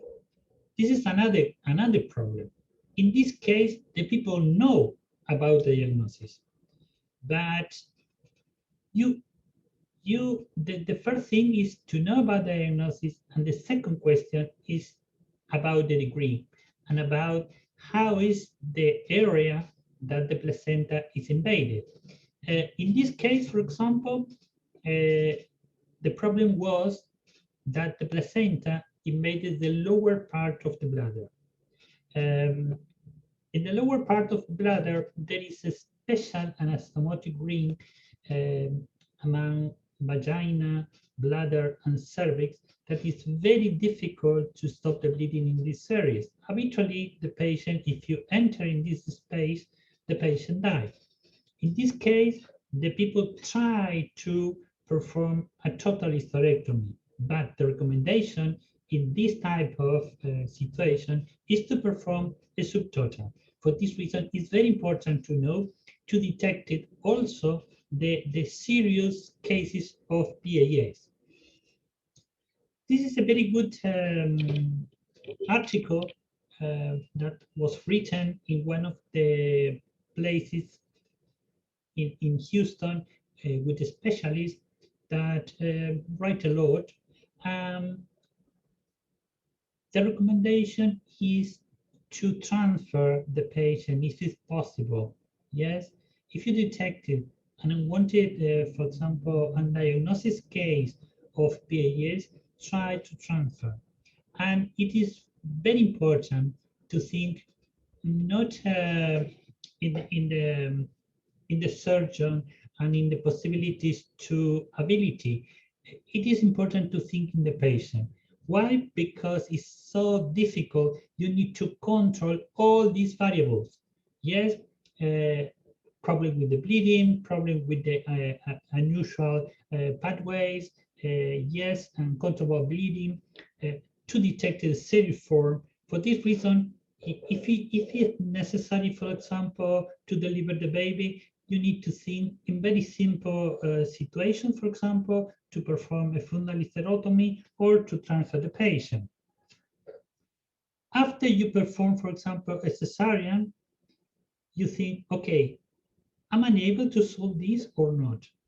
It is quite impossible for the people that never operated, but many people think that in the worst scenario, if you perform a hysterectomy, that's it.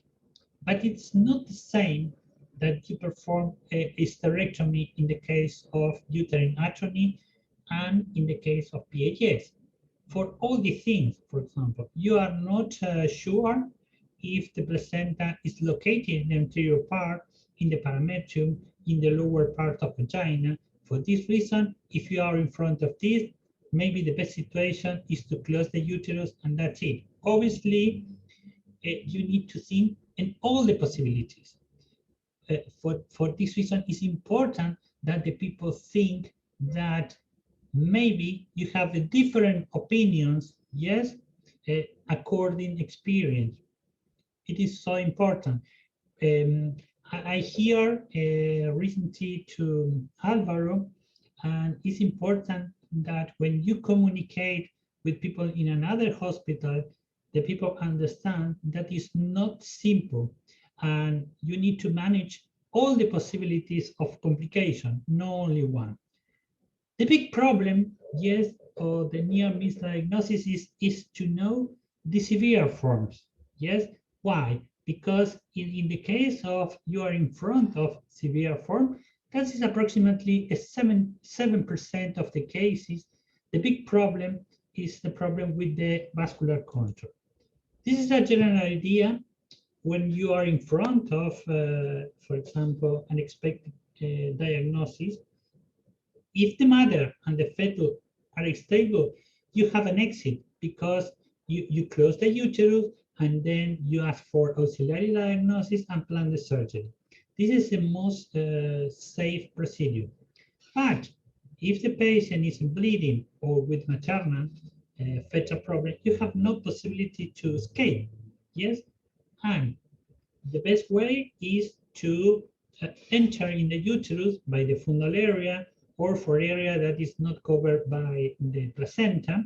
Yes, and in the case that everything is okay, no bleeding, you can leave the placenta in situ, or if you have, for example, a skilled team, you can ask, but it's so important that you have this team and you can manage the bleeding. If not, the patient are in danger. For this reason, it's not necessary to operate all the patient. This is a big problem when you try to analyze when you need to leave the placenta in situ. It is important to know that in severe case, especially, for example, in cases in which the placenta is completely attached to the pelvic floor, it is quite difficult to leave the placenta in situ for a long time. Why? Because it is possible that the patient start bleeding during this week or in a while.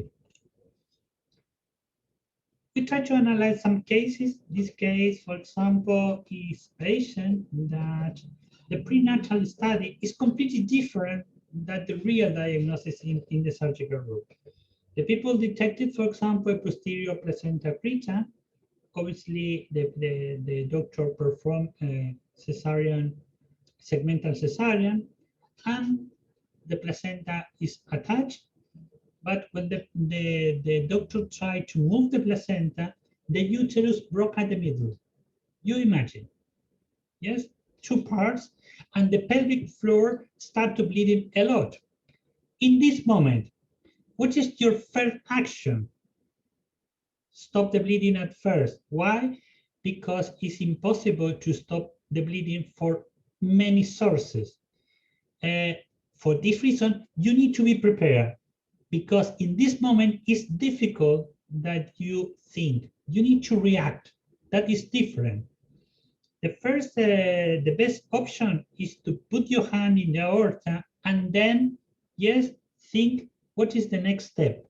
In this case, the doctor used a lot of clamps, yes, and tried to use, for example, a massive embolization, yes. Obviously, they perform massive embolization, but it's not too simple. Why? Because when you put a lot of material, you don't know what is the way that this material ends. In this case, for example, part of the material goes through the posterior division of the iliac internal artery and produce a definitive damage in the sciatic nerve, okay? Very, very difficult to solve. For this reason, when you enter, you need to think if this, in this case, present a massive bleeding, I need to compress the aorta. Then to think, yes? Okay.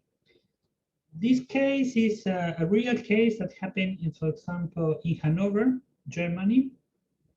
And the doctor is a very young patient, 2 previous cesarean, total occlusive placenta previa, but the doctor detected some vessel, but it's not invasion. And when performed a cesarean, discovered, okay, this is a case of placenta accreta.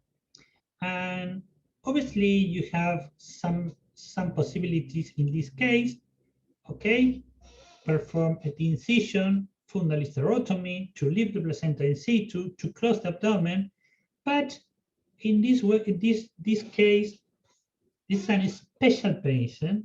It's a top model in Germany, and the doctors think one moment and say, okay, if I perform an incision, probably destroy the work in the future of this patient. The doctor think, okay, I try to perform a quickly cesarean and then hysterectomy, but it was not possible because the patient developed 2 cardiac arrests in the theater and finally caused a definitive cerebral damage. Yes, it's one moment.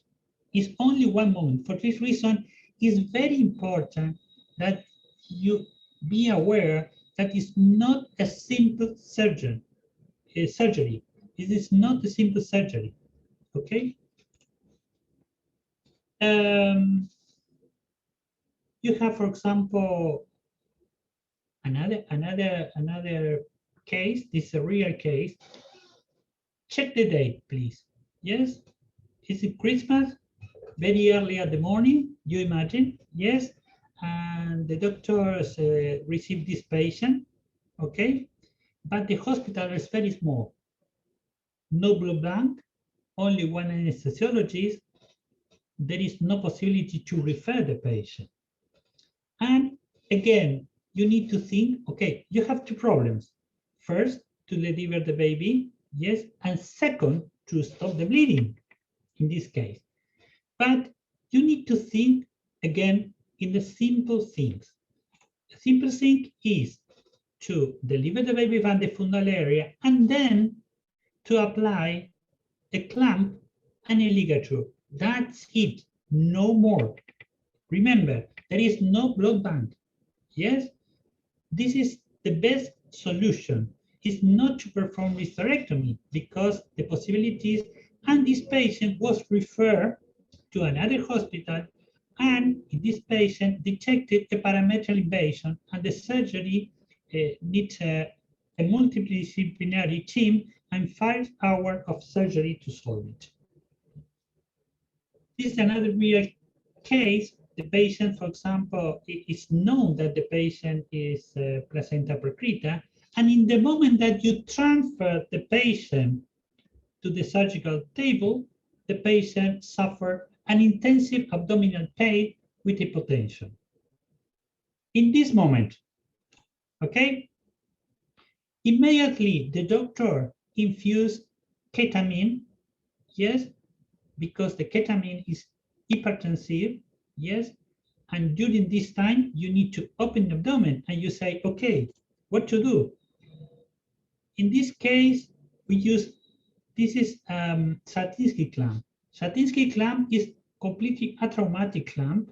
Yes, this is a rupture of placenta percreta.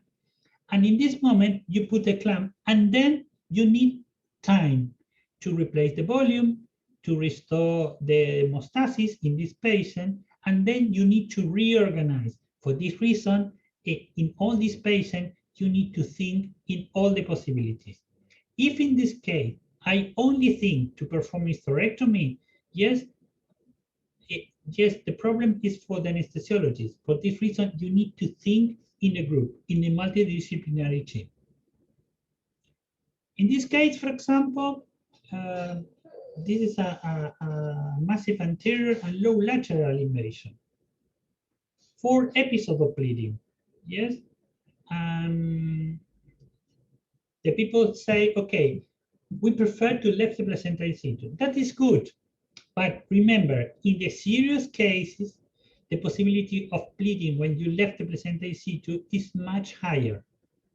For this reason, you need to solve the patient as soon as possible.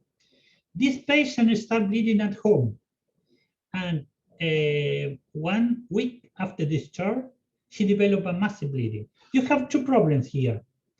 The problem of the massive bleeding and the problem of the placenta.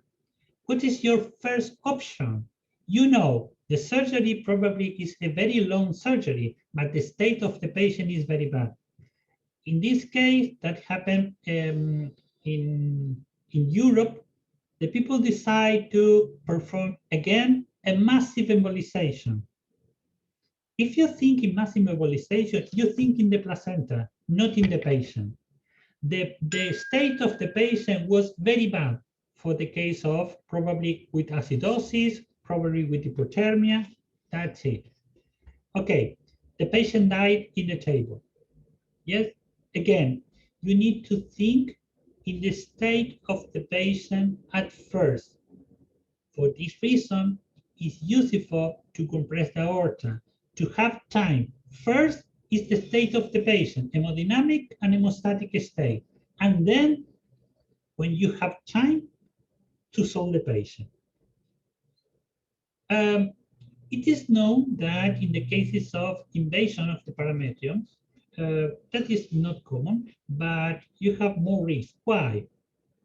If you see here, this is a bladder, this is a cul-de-sac of the vagina, and you can see a multiple normal anastomotic system between the vagina, the bladder, and the uterus. For this reason, it's very complicated when you have a lower parametrial invasion. How can we do to know if the patient have this type of invasion?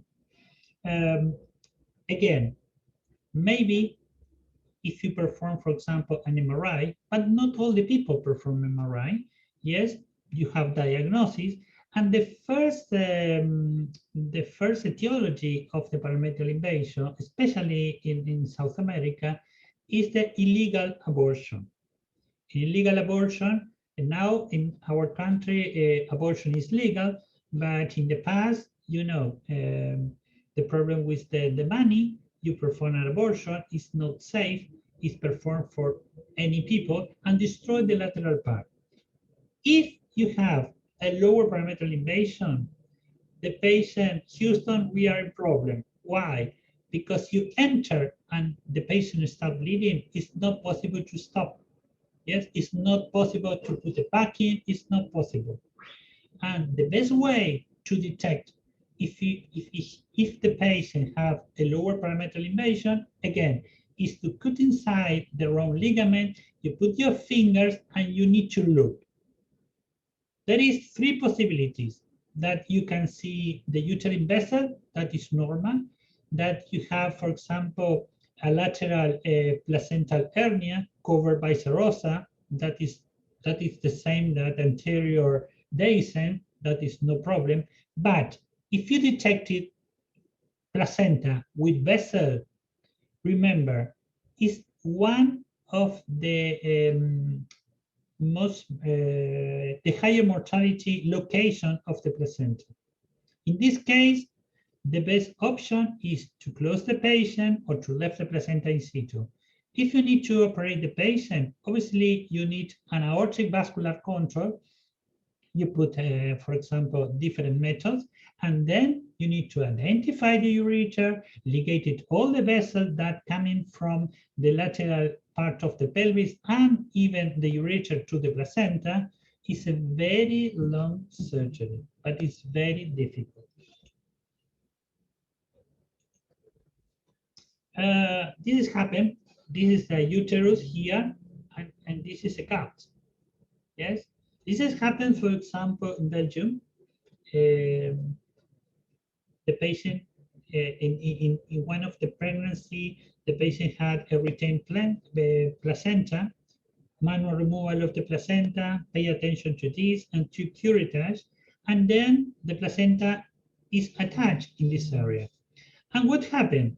The placenta was left in situ, and the patient developed a severe proctorrhagia after that. The thing is, what is the level, for example, for the vascular control in this patient? This is quite different. Why? Because if you need to compress the aorta, in this case, when the gut is involved, you need to up 7 centimeters because you need to block this artery. This artery is the mesenteric inferior artery. For this reason, when in general, the posterior invasion of placenta, you need to put your hand in this position, not in that position. Okay. This, I put the Bakri balloon here because this happened, for example, in Norway. I received this MRI. Yes, this is a complete invasion of the lower uterus. The patient was operated for trachelectomy, and after that, get pregnancy, and the placenta was strongly attached in this part. And when I received this, I say, okay, the best option for this patient is to perform a very high vascular control and perform hysterectomy. And the doctor told me, why not use, for example, a Bakri balloon? And Bakri balloon was used in some cases of placenta preta that was published. But the thing is, Bakri balloon needs a normal uterine wall. If the uterine wall is destroyed, when you inflated the Bakri balloon destroys more. And this happened in this case. After put a balloon, the balloon was okay, and 20 minutes after that, developed a massive bleeding. Again, what the solution was, try to operate the patient during bleeding. For this reason, they need a lot of quantity of blood. If these people put, for example, an aortic clamp, compress an aortic balloon, you have time during the procedure. The people say, okay, what is the time that I have, for example, if I compress the aorta or if I put a balloon? 1 hour without any problem. For this reason, always you need to think in these possibilities. First, to perform a primary vascular control. Yes, it's only to stop the bleeding. It's only to stop the consequence of massive bleeding. And then, when the patient is stable, to perform a definitive procedure.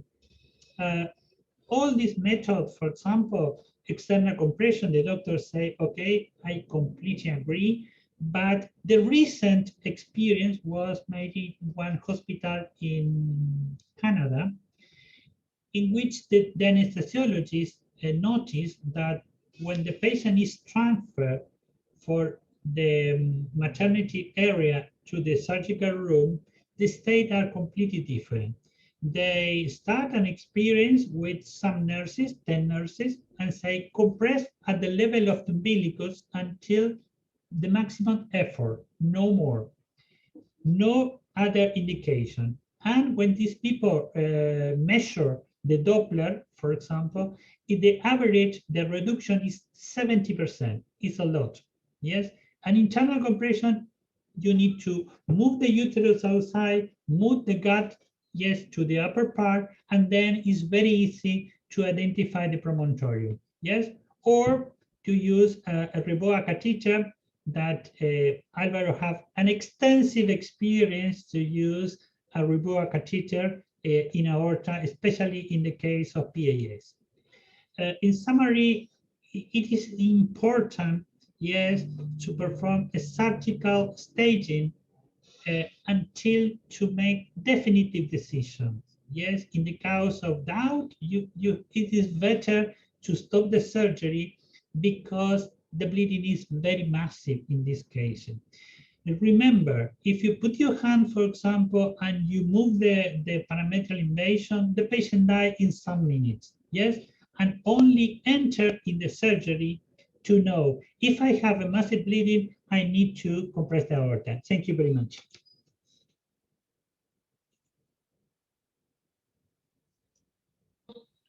Thank you very much, Prof. Jose, for very nice presentation that how to refer and undiagnosed placenta. I think now the time is for discussion. From the two speakers, we have a lot of knowledge about how to coordinate the team and then how to manage undiagnosed placenta. Until now, there are no questions in Q&A.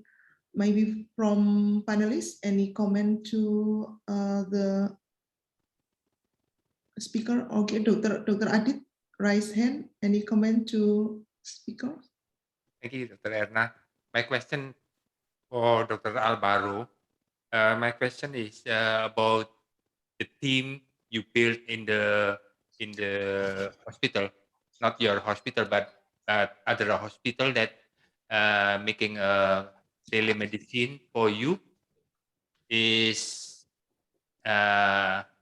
multidiscipline available in the other hospital that allow to make a telemedicine or something else, Dr. Alvaro. Thank you, Doctor. I think you say two questions, no? What members have my team and if my team is have telemedicine available.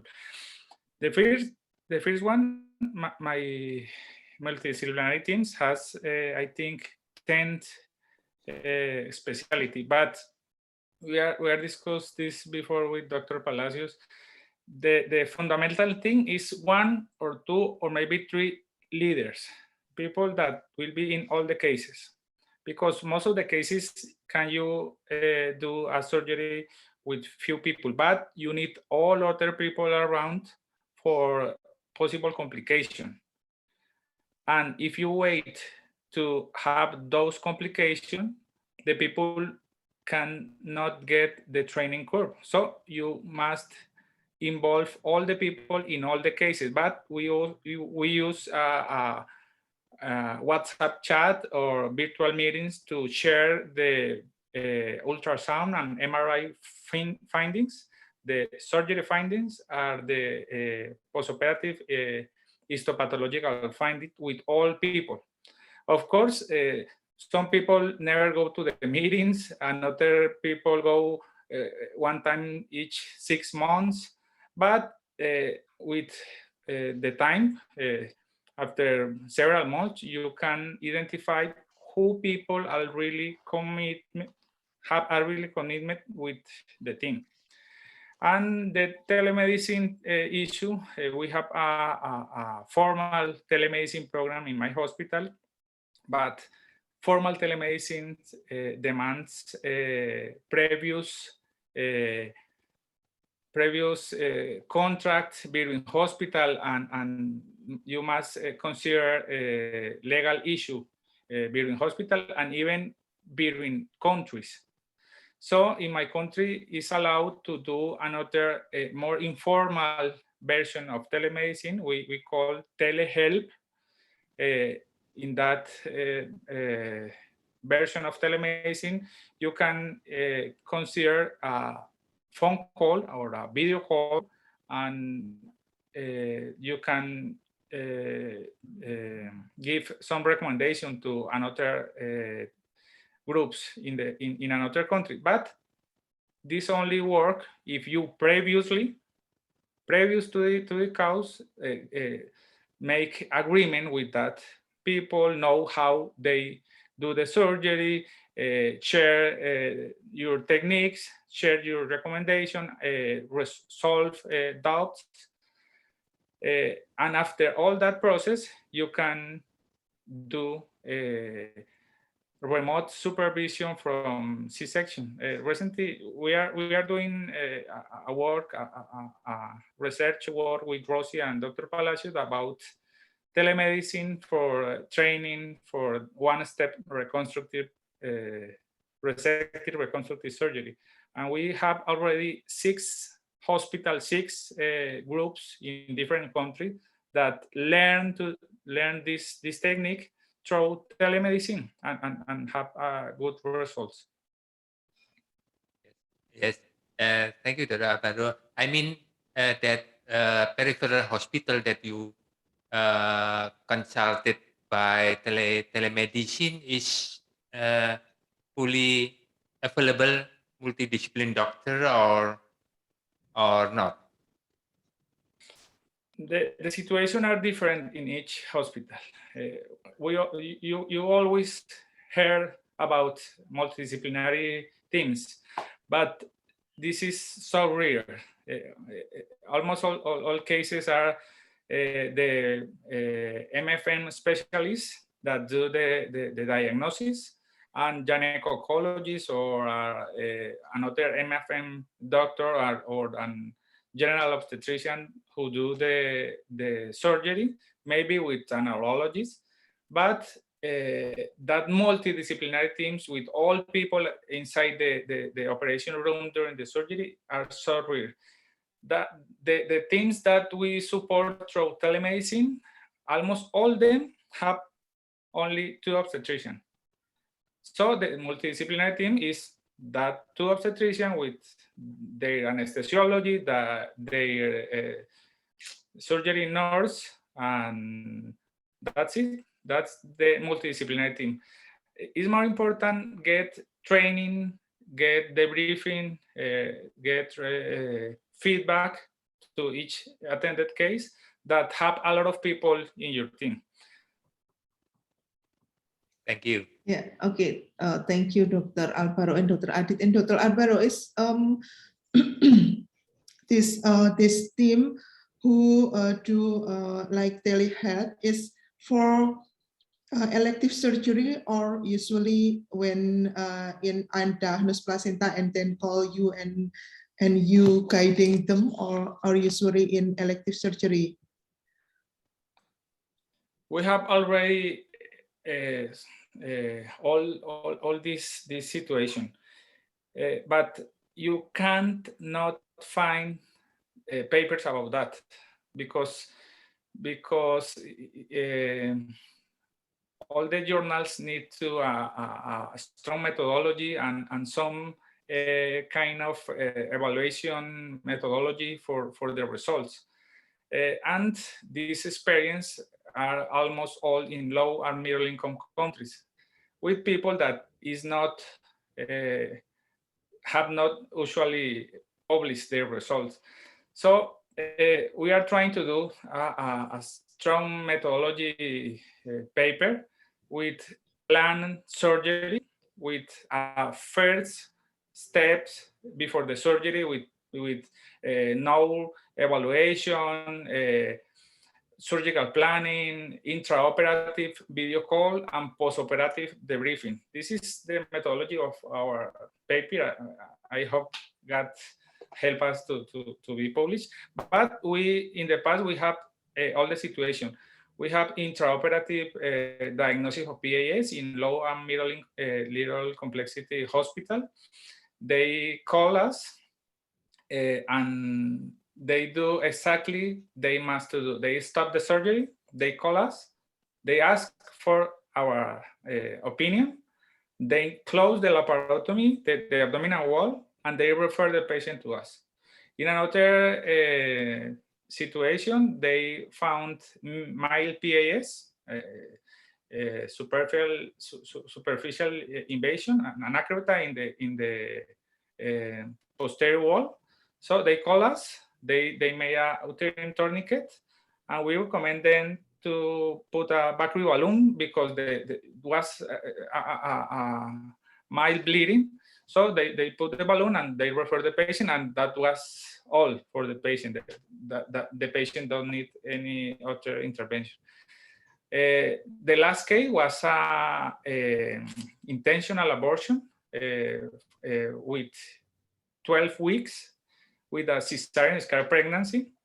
The woman was to a curettage and start to heavy bleeding.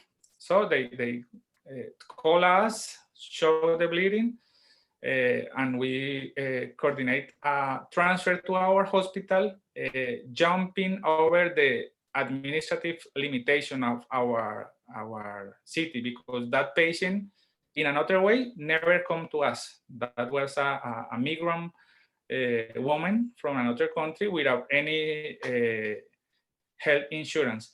So telemedicine can, the most important benefit from telemedicine is bring all the limitation of the administrative service and put together the people. Dr. Palacios helped me with 2 cases. I think 2 months ago, I do my biggest one-step resective surgery thanks to a video call during surgery. I do the retrovesical dissection, put a tourniquet, and call Dr. Palacios. He told me, go ahead, and I do the resection. In other way, I never do one-step reconstructive surgery in that woman. So telemedicine is a very cheap and easy way to put people together. Yeah. Thank you, Dr. Alvaro. Dr. Ninta, do you have any question or comment? You raise your hand. Yeah, Dr. Chen, Dr. Gala, and Sol just have been waiting, right? Yeah. Thank you very much, Dr. Erna. My question is for Dr. Alvaro regarding about, your socialization about the placental mapping and referral system in placenta arcata spectrum cases. How long did it take in your country for you to do the socialization? And the second question is for Professor Palacios. In your experience for the initial procedure in managing massive hemorrhage, which procedure is more effective, the aortic, direct aortic compression or the RIBOA catheter? Thank you. Yeah, Dr. Alvaro will answer first. Okay. Alvaro. You ask about the time we spend to get a reference system, but already we have not a formal reference system, because in Colombia we have a lot of administrative limitation. We have a very complex health system. So I have a private hospital, and we must, in theory, I only can attend private patient and some few patients with previous agreement with my institution. But I start in 2015. I start my training with Dr. Palacios, and after that I go step by step. My activities focus on try to learn and share information with other groups, because you find a big problem that is the people know this and publish in top journals, never share information, never answer your emails. So after do a lot of conference and after get some training and learn a lot about other colleagues, some colleagues decide to call me. And I receive, I think 70% of my the transfer to my hospital of patients are outside the formal reference system. So in Colombia, and I think in all Latin America, maybe Uruguay in Latin America has a good reference system, but the other countries is very difficult. Okay. Yes, about in China, there is a special paper that compare the effectivity of Riboa with the use of aortic loop. The aortic loop is only a tight around the aorta. It is very simple, obviously cheap. It is only to put by a specialist, that the results are completely the same. The hemostasis is completely the same. The advantage to use, for example, an aortic compression, especially the internal aortic compression, is that you put your hand immediately. It's 30 seconds, no more. And Alvaro, talk about your experience, because Alvaro, for example, modified the indication of the Riboa. In some series, he put the Riboa in all the patient. But comment, what is your experience now when you decide to use the Riboa, Alvaro?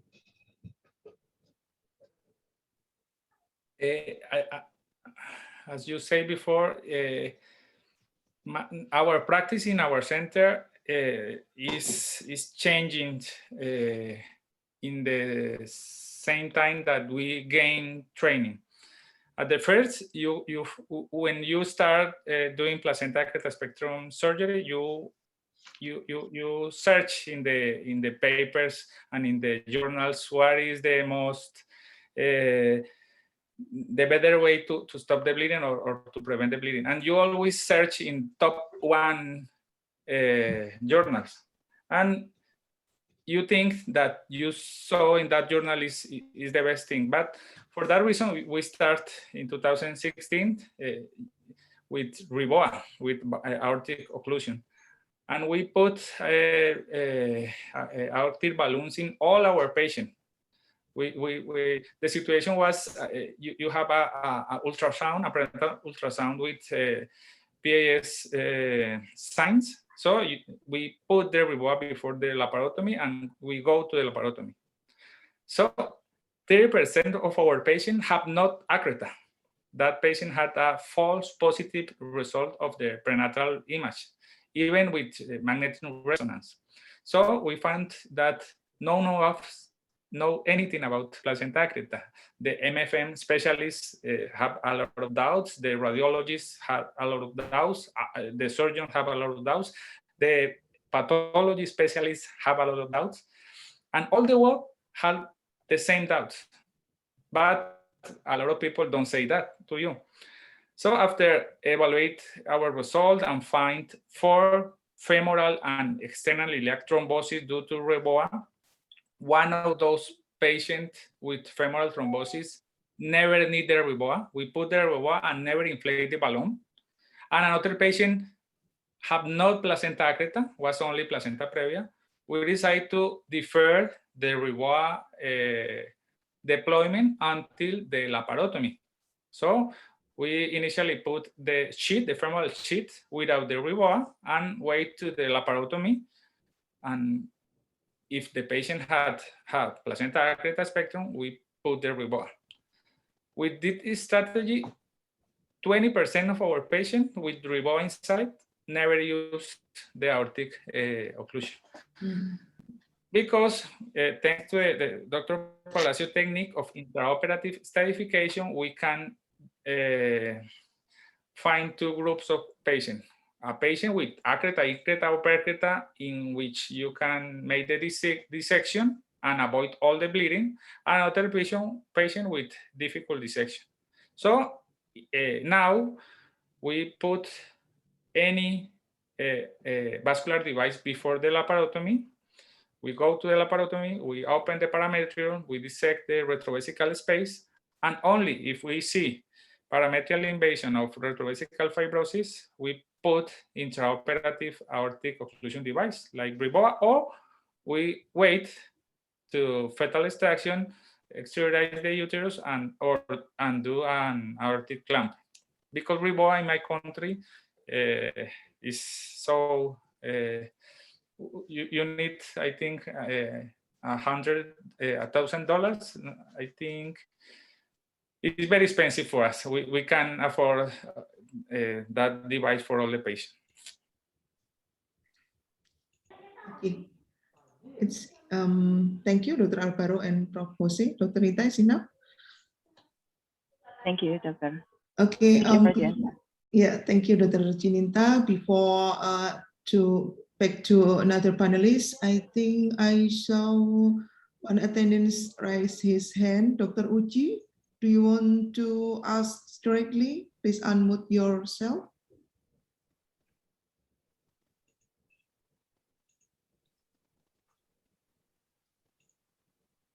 Dr. Uji? I think he don't want to asking, but I beg Is to. it possible that I share the video of aortic loop? Oh yes, of course.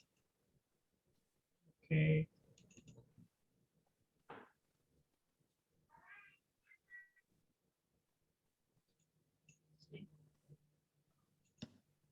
Okay.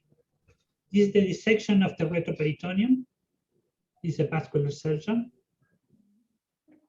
This is a division of the aorta.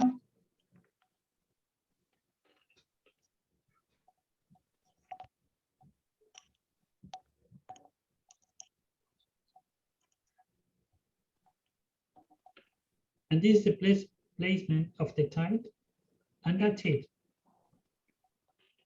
In this case, the doctor occluded the aorta, but if you put the ligature in place, for example, if you have any problem, you only tight and it's 1 second, no more. Yes, and it's very simple, it's very cheap, and it's really simple to do it for the vascular surgeon.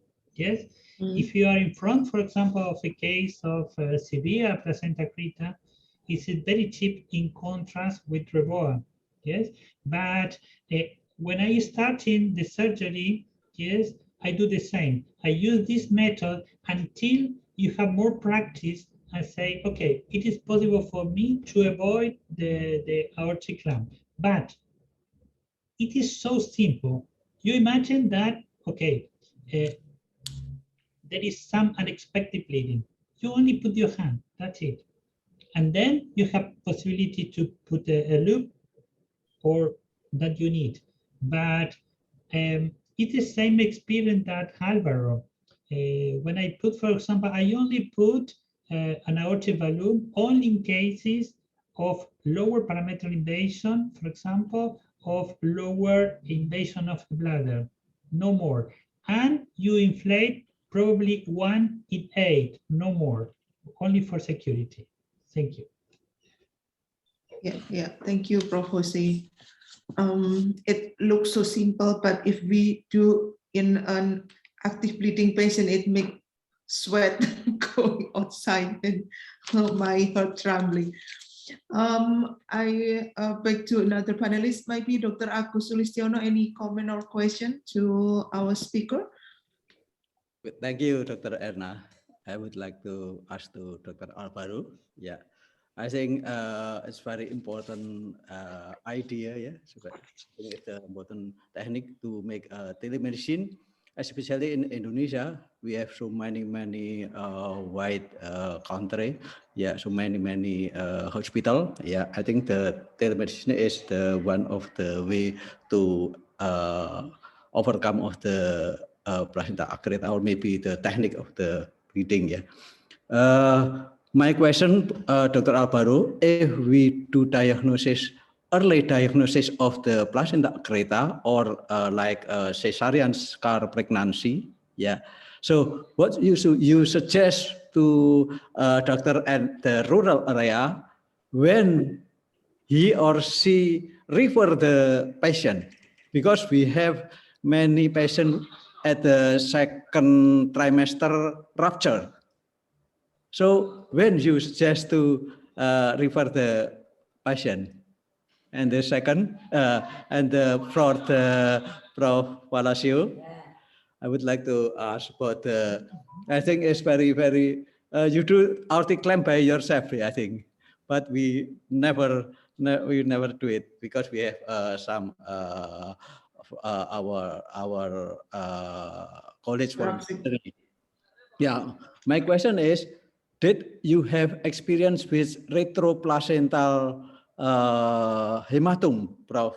Palacios? Because after we do the placenta accreta operation, sometimes we have some hemorrhage to the retroplacental, and we have one experience which maybe extended until upper area of the kidney, the retroplacental, and how we can prevent, or what we can do if so many blood in the retroplacental area. Thank you. Retroplacental or retroperitoneal? Oh, I'm sorry, retroperitoneal. Okay, Álvaro. Okay, thank you, Doctor. The telemedicine, the most important thing is that the really important issue is the attitudinal issue of the people. A big technological system for telemedicine don't work if the people don't want to call. So you can do telemedicine now if you take your telephone and call somebody in another thing. That is telemedicine. Yeah.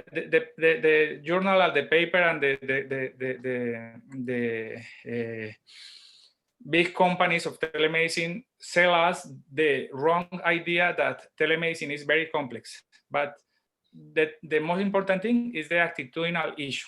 So you can do high complexity telemedicine or low complexity telemedicine. But the more important thing is make the call. Take the decision to call somebody. When you refer a patient to an expert center of PAS, a patient with cesarean scar pregnancy or a patient with PAS, immediately you have the doubt, the diagnosis doubt. Don't wait to confirm the diagnosis. If you are in a low complexity setting, in a place where the people don't have extensive experience in this disease, refer immediately, because the reference take time. If you do the order for the transfer now, maybe the patient spent 1 or 2 or 3 weeks until they make the appointment in the high complexity hospitals. So do the reference now. Don't wait to confirm the diagnosis, because in my country, we see all days that situation. 8 weeks, doubts about cesarean scar pregnancy diagnosis. The obstetrician wait until 12 weeks for do another ultrasounds, and if the doubt is still there, they ask for a resonance, magnetic resonance image. So they start the reference process until 20 weeks, and the patient comes at 28 weeks. In that second trimester, the woman can have a spontaneous uterine rupture. And specifically about cesarean scar pregnancy, I have not so many experience in that disease, but it's clearly that you must classify the case. In some cases, the gestational sac grow to the uterine cavity, and in other cases grow to the bladder. These later patients are the most worried patient and can have a spontaneous uterine rupture. But make the reference, the transference in the moment you have the diagnosis doubt. About retroperitoneal bleeding, I have a lot of experience, but especially after the delivery, vaginal delivery, and a few cases after cesarean, but not, for example, in placenta preta. The thing is the same that the puerperal hematomas. If you have some bleeding and the bleeding is stopped, yes, there is no further action. But if the patient continues bleeding, obviously it is necessary that you operate the patient, but the key is to enter in the retroperitoneal area. That is not common for the gynecologist or the obstetrician. This is a point. And obviously in these cases, it is very good to ask some help to gynecologists or oncologists that is habitually enter in the retroperitoneal space. But obviously it's not common at all. Many people, for example, in my country, in these cases, perform, for example, subtotal hysterectomy, and the patient continues bleeding because the bleeding is from the vagina. And for this reason, it's so important to detect the source of bleeding. In some cases, it's very good embolization, but it's not so simple below the peritoneal reflection. To enter with the catheter in the uterine artery is simple, but it's not so simple below of peritoneal reflection. You need more, for example, type of catheter and more experience. Yeah. Thank you. Thank you, Dr. Erna. Yeah, thank you. And Dr. Alvaro, thank you. Thank you, Dr. Agus. Maybe Prof. Eri, any comment to this topic? How about just I let my younger Dr. Gala just look, has been waiting at Gala. Yeah, okay, yeah, Dr. Gala first. Yes, please, Dr. Gala. Yeah, Dr. Erna. Thank you, Dr. Erna. Very nice to meet you again, Prof. Yose and Prof. Gas, and very nice to know you, Dr. Alvaro. I have a question for Dr. Alvaro. Yeah, as we know that usually we make center of excellence, yeah, in Indonesia. Also, we make I don't know many center of excellence. But we know in low middle income country like Indonesia, it is very difficult to gather a lot of specialists, yeah, to make some center of excellence. Is there possible to make some stratified of center of excellence itself? So maybe in low complexity of placenta accreta spectrum, maybe in focal placenta accreta, not with massive invasive spectrum. Maybe can we do in maybe we make some stratified of placenta accreta spectrum, or maybe it's more dangerous if we make stratified hospital like that. How is your opinion, Dr. Alvaro? We have the same situation, and I think the entire world have the same situation that Indonesia. Center of excellence for PAS are so few, and the term center of excellence is a term that some organization put in a hospital to after evaluate their quality in the attention of the patient. So it's a model of attention. You can find in the administrative way several models of attention: clinic, special programs, center of excellence, and you can find a fourth type. I don't remember the name. So center of excellence is a known put in a hospital with high quality performance in PAS. If you want to be named center of excellence, you need to get allowed for some organization, maybe Joint Commission International or the European Agency for Accreditation. But more important is identify reference hospital in each region. Maybe you can, I'm sure a lot of countries have any center of excellence. Some hospitals say or name themselves center of excellence without formal certification. But beyond that, you need to identify reference center for PAS. Stratify those centers is more difficult yet, because what are the parameters for a top center of excellence or medium center of excellence or a mild center of excellence?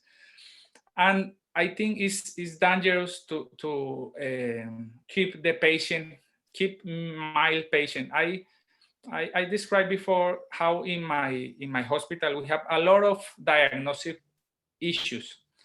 Some cases we thought will be easier, but you find a posterior invasion that in the ultrasound we don't see. So I think all the cases must go to some few hospitals because of two reasons. One, that possibility of misdiagnosis, and two, because those few hospitals need patients to go through the training curve and get a better result. And also because those few hospitals with high volume of patients must be the teaching hospital for the people that want to be training in PAS surgery. Yeah. So I think it's better to have some false positive result, yeah, and safe surgery, yeah, in our center, I think. Yeah. Okay. Thank you, Dr. Erna. Thank you, Dr. Gala. I think back to Prof. Heri, any comment? Or just beside you, Dr. Ersa just give symbolically sense of questioning. Oh, okay, Dr. Ersa. Oh, sorry, I didn't see you raise your hand. Please, Dr. Ersa. Yes, thank you, Dr. Erna. Good morning, Prof. Palacios. It's glad to see you again. How are you? Yes. Good morning to Dr. Albaru. Yeah, I almost forget that we have to give you congratulations, Prof. Palacios, because Argentina several weeks ago became the champion of the Copa America, right? And unfortunately, Dr. Albaru, because you are from Colombia, Colombia was defeated by Argentina in semi-final. Yes. So it's like a sad and happy news. So I give a highlight for your presentations, Dr. Albaru, regarding to your page number 3 or number 4 in your presentation, that approximately 20% of morbidity and mortality in placenta accreta spectrum is because the surgeon refused to asking for help. So I need some explanation, maybe what is the why they are refused to asking for help, and based on your experience, what we should we do to anticipate, because I think that Rosie know this one. We have experience that, yeah, you know, we call it them as a cowboy. Yeah, they just too brave. Yeah, too brave to do something in placenta accreta, and of course, in the end, the result is not good. So I think we need your maybe by your experience, what we should do to anticipate for this one. Thank you. Thank you, doctor. That page in my presentation is about a paper we do with Dr. Rossi and Dr. Palacios, a very interesting paper because people has a brave attitude to share their problems. You always see the good result in the paper, but you never see the problems that people face when a woman died because of PAS. In my country, the doctors hide those cases and never says a woman died in front of me during surgery. So you're right, 20% of cases we identify refuse to search help, and another frequent problem was the self-esteem. the ego of the surgeon, because I am the chief of this hospital and I am the gynecologist with better experience in ovarian cancer. So I must be good in PAS. So I do the PAS surgery, but I don't have specific training in PAS surgery, so the patient had bad results. What must we do? First, we must realize these problems. We must admit this problem, put this problem on the table, and discuss with our interdisciplinary teams. I include another slide in my presentation with a figure that show 4 items in PAS management: preparation, identification, response, and post-surgical debriefing. That is another paper with Rosie and Dr. Palacios showing the complexity of PPH management and PAS management. This model is called the bundle, intervention package with 4 components. And in each component, you find a lot of activities. So it's not an easy answer for your question. There are a lot of things, but the first and more important response is admit you have weakness and plan a long-term work with some people. You don't need the best surgeon or the best MFM ultrasonographer. You need some people, some kind people that can work together with other people and accept recommendation from another specialties, and with time, have time. Rosie have a lot of time for that. He loves to go to surgery at 2 a.m.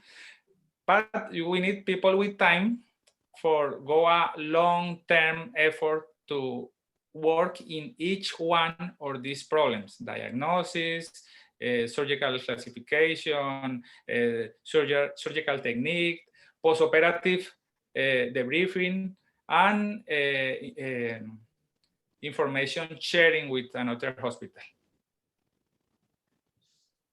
Yeah, any more comment, Dr. Irsa? Yes. Thank you, Dr. Alvaro. Thank you, Dr. Erna. Yeah, thank you, Dr. Elsa. I think we also have our colleague from Padang, Professor Yusra. Professor Yusra, any question or any comment? Or from our neighbor, Dr. Bambang Raharjo? Okay, thank you, Dr. Erna. Yeah. Good evening, Prof. Eri and our senior from Surabaya. And good morning for Professor Josie and Dr. Alvaro. Yeah. One question for Dr. Alvaro. I think we agree that team for placenta agra is very important. So it's in our country, especially our hospital, it's difficult to maintain the teamwork in our multidisciplinary team, especially in case of emergency. Maybe you have a tip to maintain the teamwork in multidiscipline, Dr. Alvaro. And for Professor Jose, when we decide to use Arctic loop to make a hemostasis for the excessive bleeding. Thank you, Dr. Erna. Yeah, thank you, Dr. Bambang. Please, Dr. Alvaro. Dr. Palacios first, I think. Oh, Dr. Palacios. I use only, for example, aortic loop in the case that you expect massive bleeding. For example, in the case of parametrial invasion of the placenta or invasion of the lower part of the placenta with fibrosis. Yes, trigonal area, for example, with a cervix. In these two occasions, I use this type of loop. But many people, for example, there is extensive experience in China about the use of this balloon, even the Riboa in the case of placenta creta. But I think that I agree with Alvaro that you select the patient to use this type of vascular control, not for all. Yeah. Alvaro? Yeah, Prof. Okay, Thank you. You realize a very important question. I am sure that all the world face the same simple problems, the same everyday problems. You always focus on high technology resource or the best way to enter to the abdominal cavity, but you point a very frequent problem. You have an PAX expert at day, but at night the woman is operated by the first year resident. So you can't do that because the responsibility for the patient is not on the people on duty, is on the hospital. And the solution for this problem is not from the PAS team, it's from the hospital organization. It's not only for PAS. PAS is an example, but this issue are all days more frequently in PPH. You have a placenta abruption or a previous placenta, and at weekend is operated by people with low training level. So all hospitals need to be prepared for this situation. All teams in DARI need to a second response team. Because if you had two obstetricians at the night and both go to the operating room with a PAS patient for 2 hours, who attend the other patient in your service? The delivery, the vaginal complicated births, etc. So you always need, in all the situations, for all the obstetric emergency, for eclampsia, for preeclampsia, for thrombosis, and for all the critical situation, you need, your team need a second call team. Oh, I know that is very difficult because the economic issue, no? Who pay for these people, and who pay for the men that go at midnight to do a complex surgery?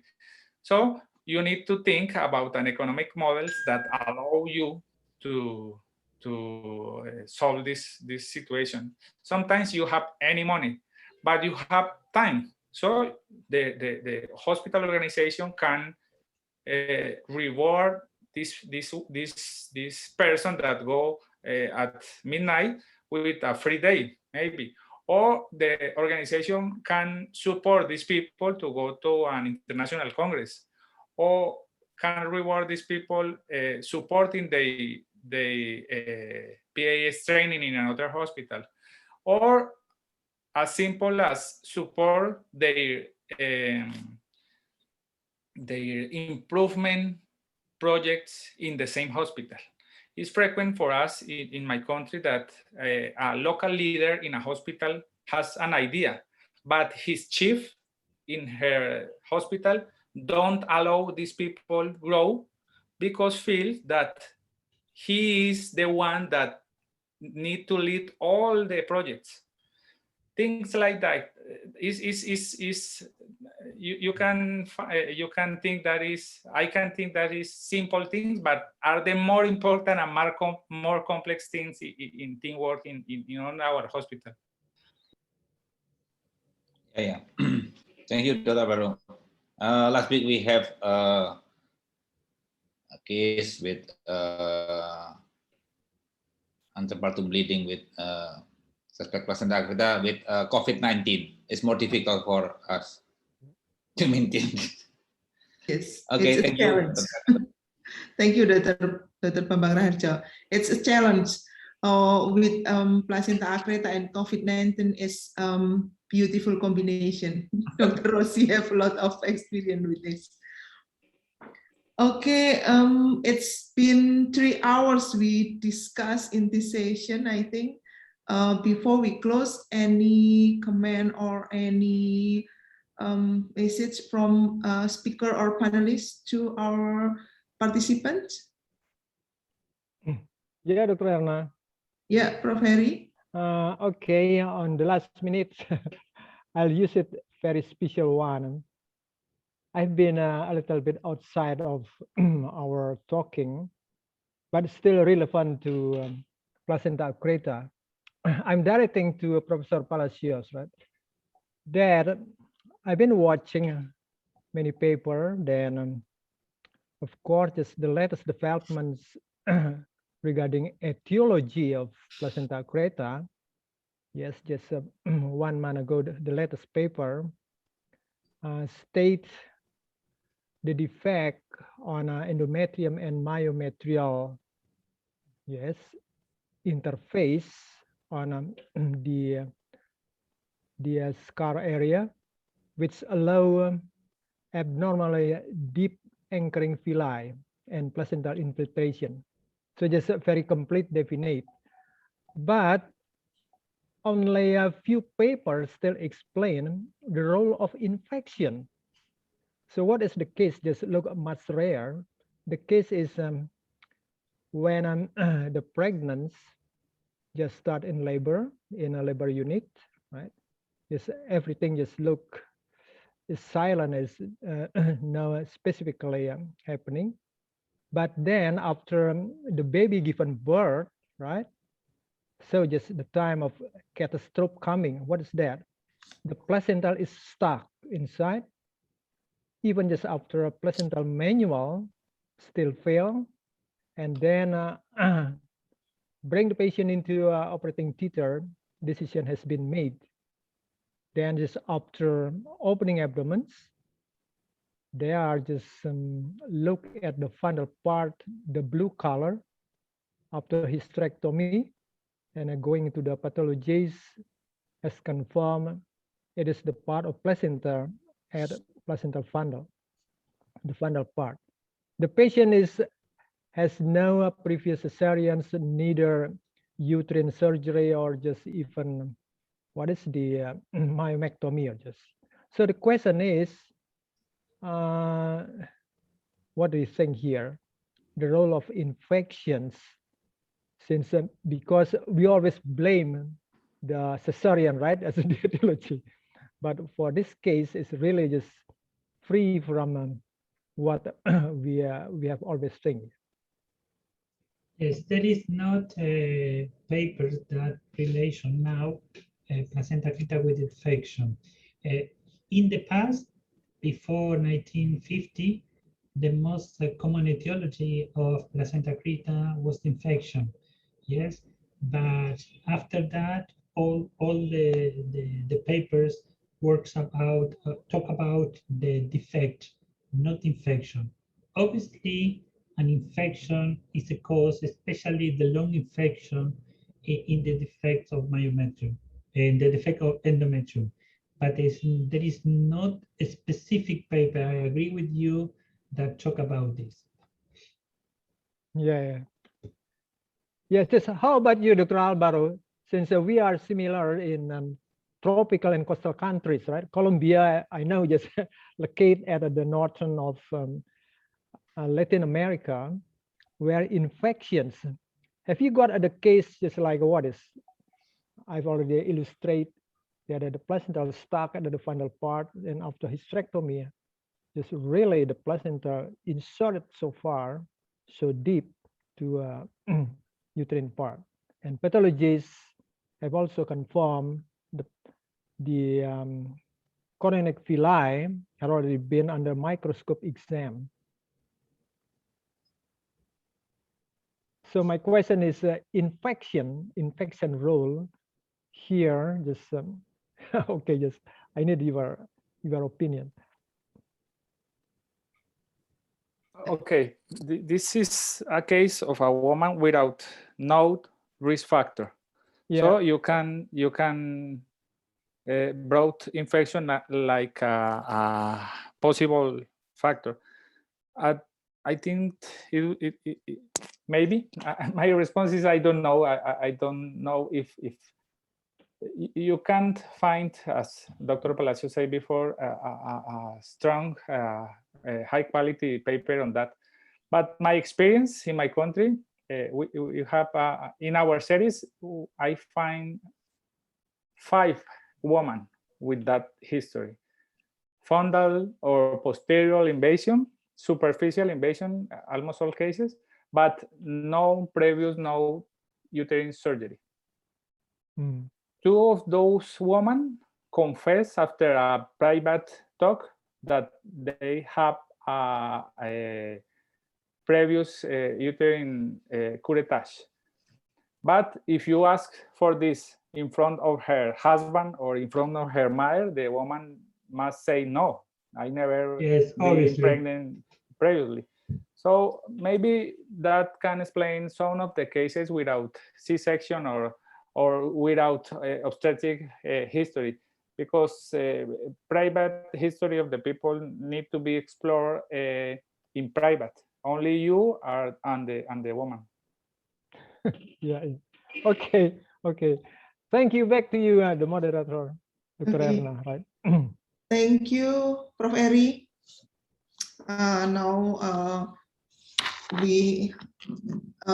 it's been more than 3 hours we have discussed this evening. Before I close the session, I will resume what we have talked about, that as Dr. Rossi said, that we have to detect early and then act early to get optimum response and prevent complication in PPH cases. And from Prof. Jose, we can use many simple techniques to manage PPH, and it can be done by all of OBGYN, not only for placenta expert, I think, and how to manage undiagnosed placenta and refer it. And Dr. Alvaro highlight about important to build a team and a system to manage like placenta accreta cases, and we have this one, and maybe we can adopt the other one with like telemedicine or telehealth for this to solve this situation. I think which Dr. Alvaro team we have a lot of advantage in such pandemic situation like that, because we can go to outside hospital or outside country, I think. Okay. Thank you very much, and highly appreciation for all participants in this seminar, that we have a late night webinar in Indonesia and morning webinar for Prof. Jose and Dr. Alvaro. We usually have late night shopping, but this is pandemic, we have late night webinar, not a lot late night shopping. And particularly for our honorable speaker, Prof. Jose, Dr. Alvaro, Dr. Rossi, thank you very much for sharing with us this evening, and also for all panelists. Prof. Gus already leave because have any sleeping time. Yes. And for all panelists, yes, because he has a problem in the early morning, so he left earlier. Thank you for all the panelists and all of the participants, and also for Universitas Airlangga for supporting us to hold this scientific webinar, and also for AWCS team led by Dr. Asra and Dr. Heriana. Thank you very much for supporting us. And once again, thank you very much, and goodbye for all. Assalamualaikum warahmatullahi wabarakatuh. Bye-bye. Goodbye, Prof. Palacios. Goodbye, Thank you. Dr. Alvaro. Bye. Thank you so much. Very nice to we can meet again soon. Dr. Erna, why just we take the photo together, right? Oh, of course. Good moment. Yeah, of course. Has it been already made? Yeah. I will take a picture. Okay. Very important scheme. Please open your video for all the participants. Dr. Adit. 1, 2, Dr. Adi? Yeah. Okay. 1, 2, 3. Thank Very you. good. Okay, Very much. bye-bye. Thank you, Prof. Thank you Joseph. very much. See you soon. Thank you so much. Bye. Thank you. Goodbye, Bye. Prof. Palacios. Goodbye, Dr. See you Alvaro. soon. See you soon. Waalaikumsalam. Waalaikumsalam warahmatullahi wabarakatuh.